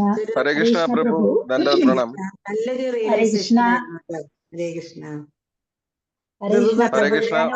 ഒരു ചെറിയൊരു പോയിന്റ് എനിക്കൊന്ന് പറയാം, പറയട്ടെ പ്രഭു? ഹരേ കൃഷ്ണ. ജയന്ത് മാധി പതിത് പ്രഭു ജയന്ത് മാധി പറയാമോ? Yes, Prabhu. Mataji complete it. ചെറിയ എന്റെ ഒരു അറിവില്, അതായത് ഈ ബ്രാഹ്മണര് വന്നിട്ട് സത്വ ഗുണത്തിലാണ് അന്നൊക്കെ ഉണ്ടായിരുന്നത് പ്രഭു. ക്ഷത്രിയർ എന്ന് പറയുമ്പോൾ രജോ ഗുണം. അപ്പൊ അവർക്കാണ് ഈ ഇതൊക്കെ രാജ്യങ്ങള് അടക്കി വാഴാനുള്ള ഒരു ഇത് അവർക്കുള്ളത്. അപ്പൊ ഈ പവർ, ബുദ്ധിയും ഇതും അവർക്ക് ബ്രാഹ്മണർക്ക് വന്നിട്ട് ഈ സമ്പത്തുകളിലൊന്നും ഇതുണ്ടാവില്ല. നീതി ന്യായം മാത്രമേ അവര് അന്നേ കാലത്തിൽ ഇതാക്കിയിരുന്നു. നമ്മുടെ ചാണക്യ പണ്ഡിതരും പറഞ്ഞത്, ചന്ദ്രഗുപ്ത മൗലി വന്നിട്ട് എന്റെ കൊട്ടാരത്തിൽ ഒന്ന് താമസിക്കണം എന്ന് പറഞ്ഞപ്പോ, ഇല്ല, ഞാൻ ഈ കുടിലേ ഇരിക്കുള്ളൂ. എന്തുകൊണ്ടെന്ന് വെച്ചാല് നിങ്ങളുടെ കൊട്ടാരത്തിൽ വന്നു കഴിഞ്ഞാൽ നിങ്ങൾ പറയുന്ന പോലെ ഞാൻ കേൾക്കേണ്ടി വരും. എന്റെ ബുദ്ധിക്ക് അനുസരിതമായിട്ട് ഞാൻ എന്റെ ഇതില് സാത്വികമായിട്ട് ഞാൻ പറയുന്നത് കേൾക്കാൻ നിങ്ങളോട് പറയാൻ പറ്റില്ല. നിങ്ങളെ അനുസരിച്ചുകൊണ്ട് നടക്കേണ്ടി വരും എനിക്ക് എന്ന് പറഞ്ഞ് അദ്ദേഹം പറഞ്ഞു എന്ന് ഒരു ഇതിൽ ഞാൻ വായിച്ചു പ്രഭു. അതാണ് അന്നത്തെ ബ്രാഹ്മണരെല്ലാം വന്നിട്ട് ഇന്ന് ഒരു നമുക്കൊരു അധികം പൈസ കൊടുത്തിട്ടുണ്ടെങ്കിൽ അധികം മന്ത്രം പറയുന്ന ബ്രാഹ്മണര്, അങ്ങനെ ഈ കലിയുഗത്തിൽ ഒരുപാട് പദപ്പതിച്ചു പോയതാണ് ബ്രാഹ്മണർ കുലം. പക്ഷെ അന്നൊക്കെ ഈ സാത്വിക ഗുണത്തിൽ അവർക്ക് അന്നേ ദിവസത്തിന് എന്ത് കിട്ടുന്നോ അതിൽ അവർ സംതൃപ്തരാണ്. അതുകൊണ്ട് ബാക്കിയുള്ളവർക്ക് നന്മ നേർന്നുകൊണ്ട് നന്മ ഇത് ചെയ്തുകൊണ്ട് അവർ നടന്നതാണ്. അതേ എനിക്ക് പറയുന്നത്. Hare Krishna. Thank you. Thank you മാജി. അതിപ്പോ അദ്ദേഹം ആ ഒരു പ്രലോഭനങ്ങളിൽ പെടാതിരിക്കാൻ വേണ്ടിയാണ് അങ്ങനെ ചെയ്തത്, അതല്ലേ മാജി ഉദ്ദേശിച്ചത്? അദ്ദേഹം അങ്ങനെ പോയി. അതെ, ഹരേ കൃഷ്ണ. Hare Krishna, Prabhu. ഹരേ കൃഷ്ണ.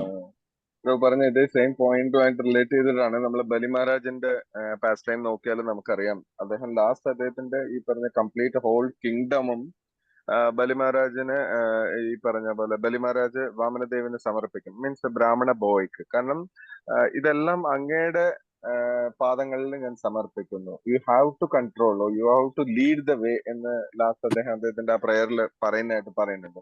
അതുപോലെ തന്നെ പ്രഭു പറഞ്ഞത് തന്നെയാണ് ഈ ചാതുർണ്യത്തില് പറയുന്ന പോലെ ബ്രാഹ്മണാസ് ആർ ഹെഡ് എന്ന് ഭഗവാൻ ഈ പറഞ്ഞ പോലെ പുരുഷ സൂക്തത്തിൽ പറയും പോലെ അതിന്റെ ഒരു പോയിന്റ് കൂടെ ആഡ് ചെയ്യുമ്പോൾ വേറൊന്നല്ല, നമ്മളുടെ ബ്രെയിൻ ഉണ്ടെങ്കിൽ മാത്രമേ നമ്മളുടെ ബാക്കി എല്ലാ ഓർഗൻസും അവരുടെ സ്വധർമ്മം കറക്റ്റ് ആയിട്ട് ചെയ്യത്തുള്ളൂ. ഇപ്പൊ ബ്രെയിൻ പ്രോപ്പർലി അല്ലെങ്കിൽ ഇതെല്ലാം ലിവിങ് ഡെഡ് ആണ്.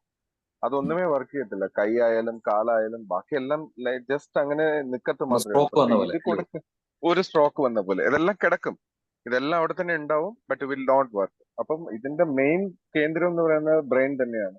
ബ്രാഹ്മണോസ്യ മുഖമാസി എന്നും ഭഗവാൻ ആ ശ്ലോകത്തിൽ പറയുന്നതിന്റെ പോയിന്റ് എന്ന് പറഞ്ഞാൽ they have to rule this entire kingdom in a peaceful way to go back to god head എന്ന് പ്രഭുപാദ എപ്പോഴും പറയും. അപ്പൊ ഈ ഒരു ഇന്റലിജൻസിനെ മാതാജി നേരത്തെ പറഞ്ഞ സത്വഗുണത്തിലൂടെ ഡെവലപ്പ് ചെയ്ത് ഇതിനെ നമ്മളുടെ ലൈഫിനെ തിരിച്ചു കൊണ്ടുപോകാൻ വേണ്ടിയിട്ടായിരിക്കണം ദേ ഹാവ് ടു റൂൾ. അപ്പൊ ബലി മഹാരാജും ഇത്രയൊക്കെ കിങ്ഡവും എല്ലാ പ്ലാനറ്റ്സും പിടിച്ചടക്കിയെങ്കിലും ആ ബ്രാഹ്മണൻ ബാലന്റെ മുന്നേ ഹി വിൽ ബോ down because he know the value of A ബ്രാഹ്മണ. ഹി ബോ ഡൗൺ ആൻഡ് ഹി എന്താ പറയാ, അദ്ദേഹത്തിന്റെ രാജ്യവും അദ്ദേഹത്തിന്റെ എല്ലാം അദ്ദേഹം ഈ പറഞ്ഞ ബ്രാഹ്മണ ബാലന് മുന്നേ സമർപ്പിച്ചതായിട്ട് പറയുന്നുണ്ട്. May be story, but it is a lesson for us. Hare Krishna. Vamanadevan സമർപ്പിച്ചത് കറക്റ്റ് അണ്ടർസ്റ്റാൻഡിംഗ് ആണെന്ന് ഇപ്പൊ മനസ്സിലായി. കാരണം അദ്ദേഹമാണല്ലോ ഓണർ. യെസ് പ്രഭു. അത് അദ്ദേഹം ഇന്റേണലി കം എക്സ്റ്റേണലി. ഇന്റേണലി അദ്ദേഹത്തിന് അറിയാം ഇത് ലോഡ് തന്നെയാണ്, പക്ഷെ externally he come as a brahmana. അപ്പൊ രണ്ട് ആംഗിളിലും he fulfilled the satisfaction of the lord എന്നുള്ളതാണ്. നമ്മൾ ഈ ഒരു കണക്ഷൻ നമ്മൾ മഹാരാജ് എന്ന് വിളിക്കില്ല സന്യാസിമാരെ. സാധാരണ കിങ്ങിനെയാണല്ലോ മഹാരാജ് എന്ന് വിളിക്കുന്നത്, അല്ലേ? ശരിക്കുമുള്ള കിങ് ആണ് ശരിക്കും ബ്രാഹ്മണർ, അല്ലേ? ബ്രാഹ്മണർ ശരിക്കും ഉള്ള അധിപരാണ് ബ്രാഹ്മണർ. But they never claim that they are the king. അവര് പവർ കാണിക്കില്ല, പക്ഷെ സട്ടിലായി അവരൊരിക്കലും അതില് എന്താ പറയാ അഭിമാനം കൊള്ളുകയോ അല്ലെ അഹങ്കാരം പ്രകടിപ്പിക്കുകയോ ചെയ്യില്ല. ട്രൂ ലീഡേഴ്സ് ലൈക്ക് മാതാജി പറഞ്ഞല്ലോ ചാണക്യൻ റൂൾ ചെയ്യാൻ എല്ലാം അറിയാം, but he never shown as a I am a great എന്ന് കാണിക്കാനേ വരത്തില്ല. He behind the screen always. Thank you. Hare Krishna പ്രഭു. Thank you so much. Thank you പ്രഭു. പറഞ്ഞാൽ എനിക്കൊന്ന് ഇപ്പൊ സൊസൈറ്റിയുടെ അവസ്ഥ എങ്ങനെയാണ്? ഒരു സ്ട്രോക്ക് വന്ന ആളെ പോലെയാണ്. മരിച്ചു എന്ന് വെച്ചാൽ ഇല്ല, എന്നാ ചത്തതിനൊക്കെ ജീവിക്കുമേ എന്നുള്ള രീതിയിലാണ് ഇപ്പം. യെസ് പ്രഭു. കാരണം പ്രോപ്പർ ലീഡേഴ്സ് ഇല്ല, സോ അതുകൊണ്ട് അതിന്റെ ലക്ഷ്യത്തിലേക്ക് അത് മൂവ് ചെയ്യുന്നുമില്ല. ഹരേ കൃഷ്ണ പ്രഭു. താങ്ക് യു പ്രഭു. ഒരു ക്വസ്റ്റ്യൻ ഉണ്ട്. ഹരേ കൃഷ്ണ പ്രഭു. ഒരു സംശയം കൂടെ, സംശയമല്ല, ഒരു ക്ലാരിഫിക്കേഷൻ. ഈ പരശുരാമൻ എവിടുന്ന് പോകുമ്പോ ഈ ഭൂമി സൃഷ്ടിച്ചിട്ടെല്ലാം ബ്രാഹ്മണർക്കല്ലേ കൊടുത്തിട്ട് പോകുന്നത്, അവരുടെ കയ്യിലല്ലേ ഏൽപ്പിച്ചിട്ട് പോകുന്നത്.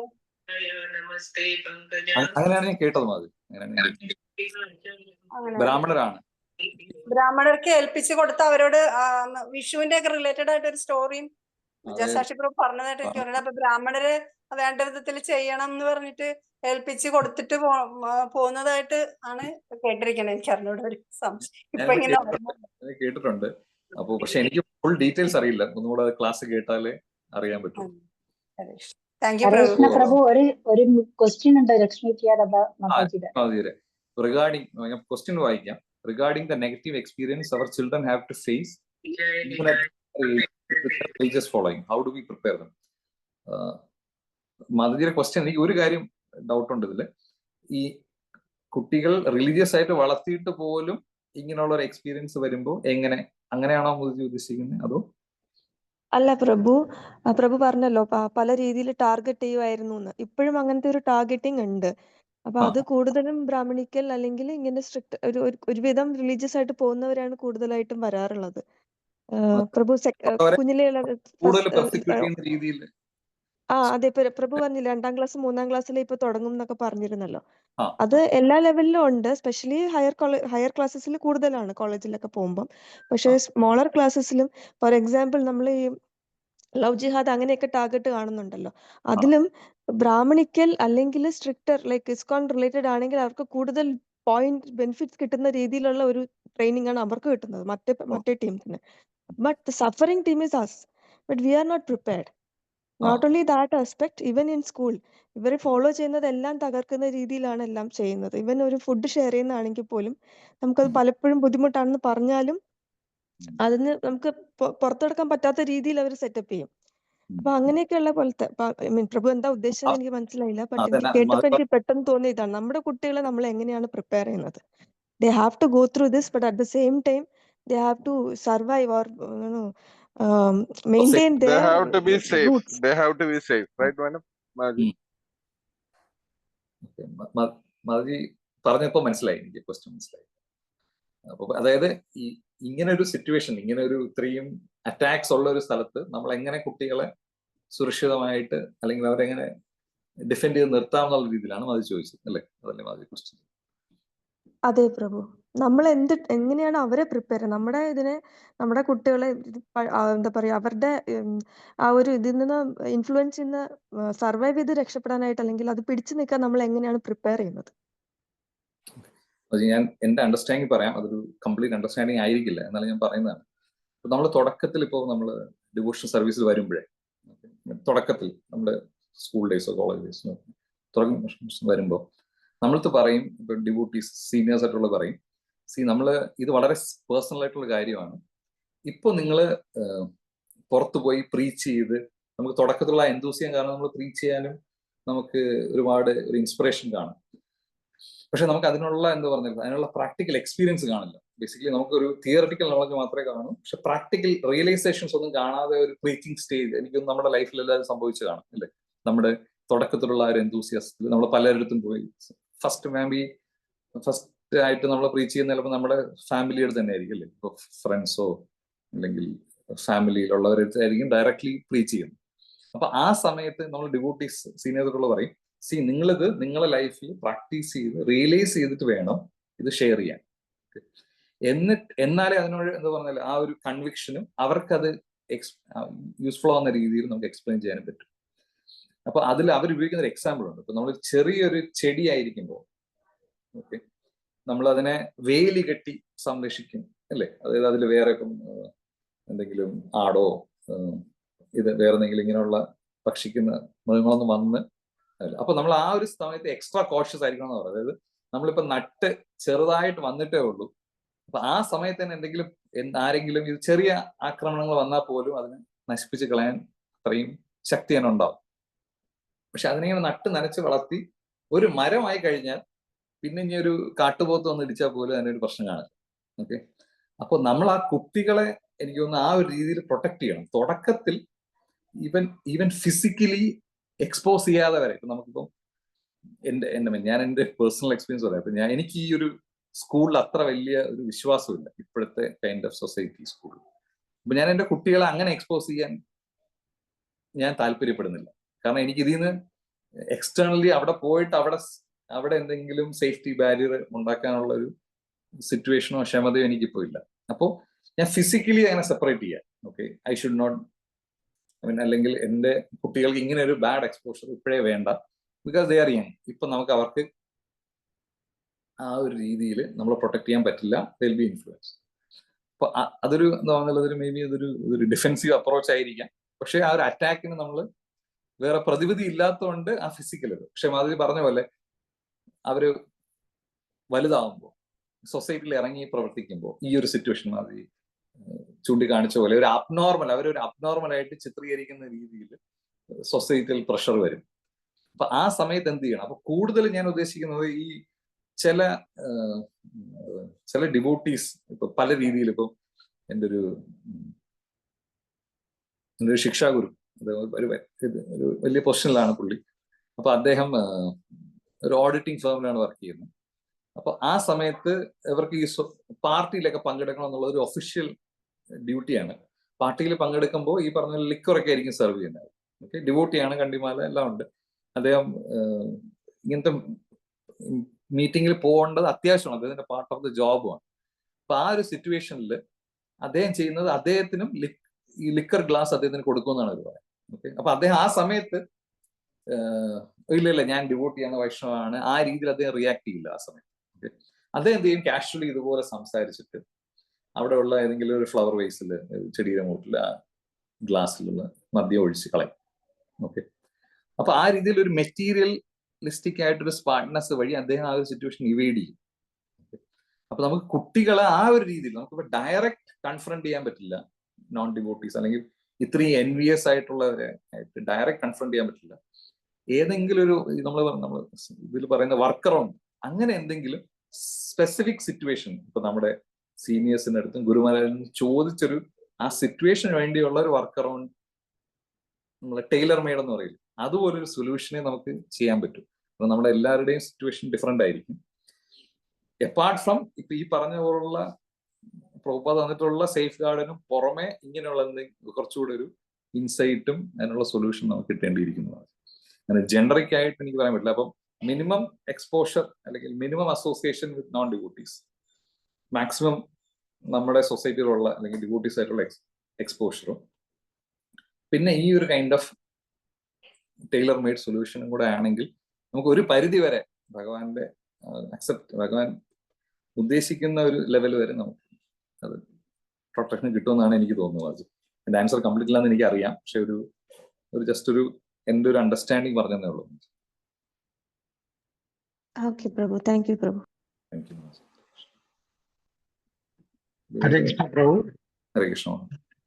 ഒരു കാര്യം കൂടെ പറഞ്ഞു ഞാൻ പറയൂ പ്രഭു. സത്യയുഗത്തില് ഏറ്റവും കൂടുതൽ പവർഫുൾ ആയിരുന്നത് ബ്രാഹ്മൺസ് ആയിരുന്നു. ത്രേതായുഗം ആയപ്പോഴത്തേക്കും ക്ഷത്രിയർക്ക് പ്രാധാന്യമുണ്ടായി, അവരാണ് പവർഫുൾ. ദ്വാപര യുഗം ആയപ്പോഴും അല്ലെങ്കിൽ ഇപ്പൊ കലിയുഗത്തിൽ പറയുകയാണെങ്കിൽ ഏറ്റവും കൂടുതൽ പവർഫുൾ ആയിട്ടുള്ള ആൾക്കാർ ക്ഷത്രിയന്മാരോ അല്ലെങ്കിൽ ബ്രാഹ്മൺസോ അല്ല, വൈശ്യരാണ്, പണമുള്ള ബിസിനസ് ക്ലാസ് ഓഫ് പീപ്പിൾ ആണ്. പിന്നെ അതിനേക്കാളും പവർഫുൾ ആണ് കലിയുഗത്തില് ശുദ്ര ടൈപ്പ് ആണ്. ഇപ്പോ നമുക്കിപ്പോ നോക്കുകയാണെങ്കിൽ കമ്മ്യൂണിസം എന്ന് പറഞ്ഞാല് അല്ലെങ്കിൽ ജനാധിപത്യം എന്ന് പറഞ്ഞാൽ എന്തെന്ന് ചോദിച്ചാല് ശുദ്രന്മാര് ആണ് ഈ ലോകത്തിനെ നയിക്കുന്നത്. അവർ വോട്ടിനിട്ട് അവരിൽ ഒരാളെ തിരഞ്ഞെടുത്ത് രാജ്യഭരണത്തെ ഏൽപ്പിക്കുന്ന. അപ്പൊ ശുദ്രന്മാരിൽ ഒരാളാണ് ഇപ്പോ ഭരിക്കുന്നത്. അപ്പോ ക്ഷത്രിയന്മാരുടെ പിന്തുടർച്ചക്കാരല്ല. അപ്പൊ ക്ഷത്രിയന്മാരുടെ കയ്യിൽ നിന്നും സംഭവങ്ങളെല്ലാം പോയി കഴിഞ്ഞു. ഇനി ആ അധികാരത്തിലിരിക്കുന്ന ആൾ ആര് പറഞ്ഞാൽ അനുസരിക്കുമെന്ന് ചോദിച്ചാല് ഏറ്റവും കൂടുതൽ ഡൊണേഷൻ തരുന്ന ആൾക്കാർ പറയും പോലെ അനുസരിക്കും. ഡൊണേഷൻ തരാൻ പറ്റുന്നത് വൈശ്യർക്കാണ്, അവരുടേതാണ് പണമുള്ളത്. അപ്പോ ഇവിടെ ഭരിക്കുന്നത് ബ്രാഹ്മണരോ അല്ല, ക്ഷത്രിയരോ അല്ല. കലിയുഗത്തിൽ ഫലത്തിൽ ഇപ്പോ ഇവിടെ ഭരണം നടത്തുന്നത് ശുദ്രന്മാരിൽ ഒരാളാണ്. അവർ തന്നെ തിരഞ്ഞെടുക്കുന്നു. അതിനെ അവർക്ക് വേണ്ടുന്ന സഹായങ്ങൾ ചെയ്തു കൊടുക്കുന്നത് ബിസിനസ് ക്ലാസ് ഓഫ് പീപ്പിൾ, വൈശ്യരുമാണ്. അപ്പൊ അങ്ങനെയുള്ള ഈ ലോകത്തില് സ്വാഭാവികമായിട്ടും നമുക്ക് ന്യായം നീതി ഒരിക്കലും കിട്ടാൻ പോണില്ല. അപ്പൊ മാതാജി നേരത്തെ പറഞ്ഞതുപോലെ നമുക്ക് ഒരു കൺസേൺ ആണ് ഈ വിഷയത്തിനെ കുറിച്ച്. അവരൊക്കെ നമ്മള് ഡിഫറെന്റ് ആയിട്ട് നമ്മള് വൈശ്യ കൾച്ചർ അല്ലെങ്കിൽ അത് ശുദ്ര കൾച്ചറിൽ നിന്ന് മാറി നമ്മുടെ ബ്രാഹ്മണിക്കൽ കൾച്ചറിലേക്ക് കുറച്ച് നമ്മളോ നമ്മുടെ അടുത്ത തലമുറയോ നമ്മൾ അവരെ ട്രെയിൻ ചെയ്തെടുക്കുമ്പോൾ അവർക്ക് ഇതൊക്കെ ഒരു അത്ഭുതമാണ്. അപ്പൊ അവര് നമ്മളെ എങ്ങനെയെങ്കിലും ടാർഗറ്റ് ചെയ്ത് ഉപദ്രവിക്കാൻ ചാൻസ് ഉണ്ട്. ശരിയാണ്. അപ്പൊ അതുകൊണ്ട് നമ്മൾ കെയർഫുൾ ആയിരിക്കേണ്ടതാണ്. ഒരു കലിയുഗത്തിലെ വളരെ വിഷമമുള്ള ഒരു സിറ്റുവേഷൻ ആണത്. അത് പറഞ്ഞത് കറക്റ്റാണ്. ലവ് ജിഹാദ് പോലത്തെ കാര്യങ്ങളെല്ലാം പത്രത്തിൽ ഇഷ്ടം പോലെ വൈകുന്നേരത്തെ പത്രത്തിലും ലവ് ജിഹാദിനെ കുറിച്ചൊക്കെ പറയുന്നുണ്ട്. അപ്പൊ ഒരു ടാർഗറ്റ് ചെയ്താണ് ഓരോരുത്തരെയും അവർ ഫോക്കസ് ചെയ്ത് പോയിന്റ്സ് ഒക്കെ യാഥാസ്ഥിതിക കുടുംബത്തിൽ നിന്നുമുള്ള ആൾക്കാരെ മാറ്റിയെടുക്കുകയാണെങ്കിൽ അതിന് പോയിന്റ്സ് കൂടുതൽ. അങ്ങനെയൊക്കെ പരിപാടികളൊക്കെ നടക്കുന്നുണ്ടെന്നാണ് അറിവ്. അപ്പൊ വിഷമമുള്ള കാര്യം തന്നെയാണ് നമുക്ക് പറഞ്ഞെടുക്കുന്നത്. പ്രഭുവിന്റെ ഇതിൽ അതെങ്ങനെ സോൾവ് ചെയ്യാം, അല്ലെങ്കിൽ എന്തെങ്കിലും ഈ ഒരു ക്വസ്റ്റ്യനെ മധു ചോദിച്ച ക്വസ്റ്റ്യനിലെ ഒരു പ്രാക്ടിക്കൽ സൊല്യൂഷൻ ആയിട്ട് പ്രഭുവിന് എന്തെങ്കിലും? പ്രാക്ടിക്കൽ സൊല്യൂഷൻ ആയിട്ട് എനിക്ക് പ്രഭു പറഞ്ഞതുപോലെ തന്നെ അത് കറക്റ്റ് സൊല്യൂഷൻ ആവണമെന്നില്ല. എന്നിരുന്നാലും ഞാൻ പറയുന്നത് നമ്മൾ അധികം ഫേമസ് ആവാതിരുന്നാൽ മുക്കാൽ പ്രശ്നം സോൾവ് ആണെന്നാണ് ഞാൻ മനസ്സിലാക്കുന്നത്. അപ്പൊ നമ്മൾ എല്ലാവരും സ്പിരിച്വലി മാത്രമല്ല, നമ്മൾ 4 പേരുടെ ശ്രദ്ധ പിടിച്ചു പറ്റുന്ന രീതിയിൽ നമ്മൾ എന്തെങ്കിലും ചെയ്യുകയാണെങ്കിൽ അവര് നമ്മളെ കൂടുതൽ ഉപദ്രവിക്കും. ഓർഡിനറി ആയിട്ട് നമ്മൾ മുന്നോട്ട് പോവുകയാണെങ്കിൽ പൊതുവെ ഉപദ്രവം കുറവായിരിക്കും എന്നാണ് ഞാൻ മനസ്സിലാക്കുന്നത്. ഒരു ബ്രാഹ്മണ രീതിയിൽ വർത്തിക്കണം എന്നാണ് പ്രഭു പറയുന്നത് അല്ലേ? അതായത് ഒരുപാട് ഇത് എന്റെ പേഴ്സണൽ അഭിപ്രായമാണ് പ്രഭു. കൂടുതൽ നമ്മൾ ശ്രദ്ധ പിടിച്ചു പറ്റുന്ന രീതിയിൽ ആഡംബരം കാണിക്കുകയാണെങ്കിൽ അവർ കൂടുതൽ നമ്മളെ ഫോക്കസ് ചെയ്യും പൊതുവെ. ഓർഡിനറി ലൈഫ് അല്ല, കുട്ടികളുടെ സ്കൂളിലുള്ള കാര്യം ഒന്ന് പിന്നെയും കുട്ടികൾ. ഹരേ കൃഷ്ണ പ്രഭു, ഞാനൊരു ഐഡിയ പറയട്ടെ. എന്തൊരു തെറ്റാണെന്ന് അറിയില്ല. ഞാൻ ഇത്തിരി പ്രായമായി, എന്റെ കുട്ടികളൊന്നും ഇതിലില്ല. എന്നാലും എന്റെ ഒരു ചിന്ത തോന്നണത്, ഇപ്പൊ നമ്മൾ ഇതിനെ പറ്റിയൊക്കെ ഡിസ്കസ് ചെയ്യുന്നുണ്ട്. നമ്മൾ കൃഷ്ണാവബോധം ഭഗവാൻ എന്താ പഠിപ്പിക്കണേ? ഭഗവാനെ മാത്രം കോൺസെൻട്രേറ്റ് ചെയ്ത് ജീവിക്കാൻ. പക്ഷെ നമ്മളെല്ലാവരും ചെയ്യുന്നത് മിശ്രമായ ഭക്തിയല്ലേ പ്രഭു? മിശ്ര ഭക്തിയിൽ കൂടെ നമ്മൾ പോണത് കൊണ്ടല്ലേ നമുക്ക് ഇങ്ങനെ ഒരു സിറ്റുവേഷൻ വരുന്നത് അല്ലേ? അപ്പൊ പിന്നെ നമ്മൾ അങ്ങനെ ഒരു സിറ്റുവേഷൻ വന്നു എന്ന് പറയണതിൽ അർത്ഥമില്ലല്ലോ. കാരണം നമ്മുടെ ആഗ്രഹങ്ങളില്ലേ, നമ്മുടെ കുട്ടികളെ ഇതിൽ പഠിപ്പിച്ചാലേ ഉള്ളൂ അവർക്ക് നല്ലൊരു ഭാവി. അല്ലെങ്കിൽ നമുക്ക് ഗുരുകുലത്തിൽ വിടാലോ. ഗുരുകുലത്തിൽ കുട്ടികൾ പഠിക്കുന്നുണ്ടല്ലോ. അപ്പൊ അവർക്ക് ഇങ്ങനത്തെ ഒന്നും ഫേസ് ചെയ്യേണ്ടി വരണില്ലല്ലോ പ്രഭു. മധുജി പറഞ്ഞതിൽ കാര്യമുണ്ട്. പക്ഷെ എന്നാലും പ്രഭുപാദം നമുക്ക് പറഞ്ഞു തന്നത് അല്ല, പ്രഭുപാദം നമുക്ക് പറഞ്ഞു, എനിക്കറിയില്ല കേട്ടോ ഞാൻ ശരിയാണോ തെറ്റാണോ എന്ന്. ഒരു കാര്യമുണ്ട്, ശരിയാണ്. പ്രഭുപാദം പറഞ്ഞു തരുന്നത് എന്താന്ന് വെച്ചാൽ ഒരു കുറച്ച് സ്ഥലവും ഒരു പശുവും ഉണ്ടെങ്കിൽ നമുക്ക് ജീവിക്കാം എന്ന് പ്രഭുപാദം നമ്മളെ കാണിച്ചു തരുന്നുണ്ട്. എന്നാൽ നമ്മുടെ ആഗ്രഹങ്ങളാണ് നമ്മൾക്ക് അത് പറ്റില്ല, എന്റെ കുട്ടി എങ്ങനെയെങ്കിലും ഒരു നല്ല പൊസിഷനിൽ വരണം എന്നുള്ള നമ്മുടെ ചിന്തയാണ് നമ്മൾ അവരെ അവിടെ നിന്ന് മാറ്റി വേറൊരു ഇതിലേക്ക് മാറ്റുന്നത്. അപ്പോൾ അവർ അങ്ങനത്തെ ഫേസ് ചെയ്യേണ്ടി വന്നല്ലേ പറ്റുള്ളൂ പ്രഭു. അതൊരു സൊല്യൂഷൻ ആണ് മാധി പറഞ്ഞ പോലെ. സിംപിളർ ആയിട്ടൊരു ലൈഫ് സ്റ്റൈൽ, അല്ലെങ്കിൽ ലൈഫ് സ്റ്റൈൽ അല്ലല്ലോ നമ്മൾ ചെയ്യണത്. നമ്മൾ കൃഷ്ണാബോധത്തിൽ ഇരുന്നാലും നമ്മുടെ ആഗ്രഹം നമ്മുടെ ഭൗതികമായിട്ടുള്ള ആഗ്രഹങ്ങൾ തന്നെയാണത്. അത് ഞാൻ തെറ്റാന്ന് പറയില്ല. കാരണം ഞാൻ പറഞ്ഞില്ലേ, ഞാൻ പ്രായമായതാണ്. അപ്പൊ ഞാൻ എന്റെ ചിന്തയിൽ കൂടെ ചിന്തിക്കുമ്പോൾ എനിക്ക് അങ്ങനെ ഒരു സിറ്റുവേഷൻ വന്നില്ല. കഴിഞ്ഞു എന്റെ. അപ്പൊ എനിക്ക് അങ്ങനെ പറയാൻ സാധിക്കും. പക്ഷെ ഇപ്പോഴുള്ള കുട്ടികളും അല്ലെങ്കിൽ ഇപ്പോഴത്തെ അമ്മമാര് ആ ഒരു സ്റ്റേജിൽ ഇരുന്ന് ചിന്തിക്കുമ്പോ നമ്മുടെ ഭൗതികമായ ചിന്തയല്ലേ എന്ന് എനിക്കൊരു തോന്നല്. അതുകൊണ്ടാട്ടോ ഞാൻ അങ്ങനെ പറഞ്ഞത്. ഹരേ കൃഷ്ണ. മാധുജി ഗുരുകുലത്തിന്റെ കാര്യം പറഞ്ഞു. ഞാന് നെഗറ്റീവായിട്ട് പറയല്ല. പക്ഷെ ഞങ്ങള് ഇനീഷ്യലി കുട്ടികളെ ഗുരുകുലത്തിൽ ചേർക്കുന്ന കാര്യമൊക്കെ ആലോചിച്ചിട്ട് വന്നതാണ്. പക്ഷെ ആ സമയത്താണ് ഇസ്കോൺ ഗുരുകുലിന്റെ അകത്ത് ഒരുപാട് പ്രശ്നങ്ങളും പറയാൻ പുറത്തറിയുന്നുണ്ടോന്ന് അറിയില്ല, പലർക്കും അറിയാവുന്നുണ്ടാവും. അത് കേട്ടപ്പോഴത്തേക്ക് വിചാരിച്ചു വേണ്ട, അറ്റ്ലീസ്റ്റ് നമ്മുടെ കേരളാണെങ്കിൽ നമുക്ക് ഇത്രയെങ്കിലും കൺട്രോൾ ഉണ്ടാവുമല്ലോ, ഇതിൽ പൊക്കോട്ടെ എന്ന് വിചാരിച്ചു മാറിയത്. ഞാനൊരു കാര്യം പറയാം. മാതാജി ഇപ്പൊ എവിടെയാ താമസിക്കണേ? ഞങ്ങളിപ്പോ കേരളത്തിലാണോ? കേരളത്തിലാണോ? അല്ല അല്ല അല്ല, മസ്കറ്റിലാണ്. ചെന്നൈയിൽ അതിന് പറ്റിയ സ്കൂളുകൾ ഉണ്ട് മാതാജി. ചെന്നൈയില് കുറെ കുട്ടികള് അതായത് ഡിവോട്ടീസ് തന്നെ നടത്തുന്ന സ്കൂളുണ്ട്. അല്ലാണ്ട് തന്നെ ഡിവോട്ടീസ് അല്ലാണ്ട് നടത്തുന്ന സ്കൂളുകളില് നമ്മുടെ സിസ്റ്റർ പ്രകാരം പോണ കുറെ കുട്ടികളുണ്ട്. ഞാനത് അറിഞ്ഞുകൊണ്ടാണ് ഈ പറയുന്നത്. അപ്പൊ ഞാനും അവിടെ കുറെ ആൾക്കാരെ കണ്ടപ്പോ ചോദിച്ചു, നിങ്ങൾ എങ്ങനെയാ കുട്ടികൾ ഇതാവണേ? ഒട്ടും കുഴപ്പമില്ല മാതാജി, അവിടെ നമ്മുടെ സിസ്റ്റർ പ്രകാരം, അതായത് അവര് കുടുംബയൊക്കെ വെച്ച് അങ്ങനെയാ പോണതാ കുട്ടികള്. ഇത് എന്താ പറയാ, നമ്മുടെ ഇതുണ്ടല്ലോ പഞ്ചകച്ചയെല്ലാം എടുത്തിട്ട് അവര് ആ സ്കൂളിൽ പോകും. അല്ല ചില സമയത്ത് എന്നാലും കുടുംബം ഉണ്ടാവും. അവർ ആ യൂണിഫോം ഇട്ട് പോകും. പക്ഷെ അതേപോലെ പ്രസാദം കഴിക്കണം, എല്ലാത്തിനും അവിടെ ആ ഒരു സ്കൂളിൽ സാധിക്കും. അപ്പൊ നമ്മുടെ കേരളത്തിൽ അതില്ല, മസ്കറ്റിലും അത് ഉണ്ടാവാൻ വഴിയില്ല. അതുകൊണ്ടാണ് നമുക്ക് അങ്ങനത്തെ ഒരു പ്രശ്നം വരുന്നത്. അതേസമയം ചെന്നൈയിലെന്ന് പറഞ്ഞാൽ അതിന് വേണ്ട ഫെസിലിറ്റീസ് ഉണ്ട് മാതാജി. അപ്പൊ മാതാജി എപ്പോഴെങ്കിലും വരാൻ പ്ലാൻ ചെയ്യുന്നുണ്ടെങ്കിൽ ഞാൻ ആ സ്കൂളിന്റെ പേരെല്ലാം അയച്ചു തരാം. ഹരേ കൃഷ്ണ. ഹരേ കൃഷ്ണ ഹരേ കൃഷ്ണ പ്രഭു. പ്രഭു. ഈ സുഗത് പ്രഭു. ഹരേ കൃഷ്ണ. കഥാമൃത പ്രഭു. ഹരേ കൃഷ്ണ. കഥാമൃത പ്രഭു. പജാമ്പ്രഭു ഞാൻ സംസാരിക്കാം. പജാമ്പ്രഭു എന്തോ സംസാരിക്കാൻ വന്നു. ദയവായി പജാമ്പ്രഭു സംസാരിച്ചാൽ ഞാൻ പറയാം, അതിനുശേഷം ഞാൻ പറയാം. ഹരേ കൃഷ്ണ പ്രഭു, ഞാനിത് കേട്ടു. ഇതില് വേറെ ഒന്നുമല്ല പ്രഭു, 1-2 ചെറിയ പോയിന്റ്സ് എന്റെ ഒരു തോട്ട് പ്രോസസ്സിലാണ്. അതായത് ഇപ്പൊ പറഞ്ഞത് മാതാജി പറഞ്ഞ ഗുരുകുലം ഇതെല്ലാം ഒരു പരിധി വരെ ഓക്കെയാണ്. പക്ഷെ പലർക്കും അത് പ്രാക്ടിക്കലി പോസിബിൾ അല്ല.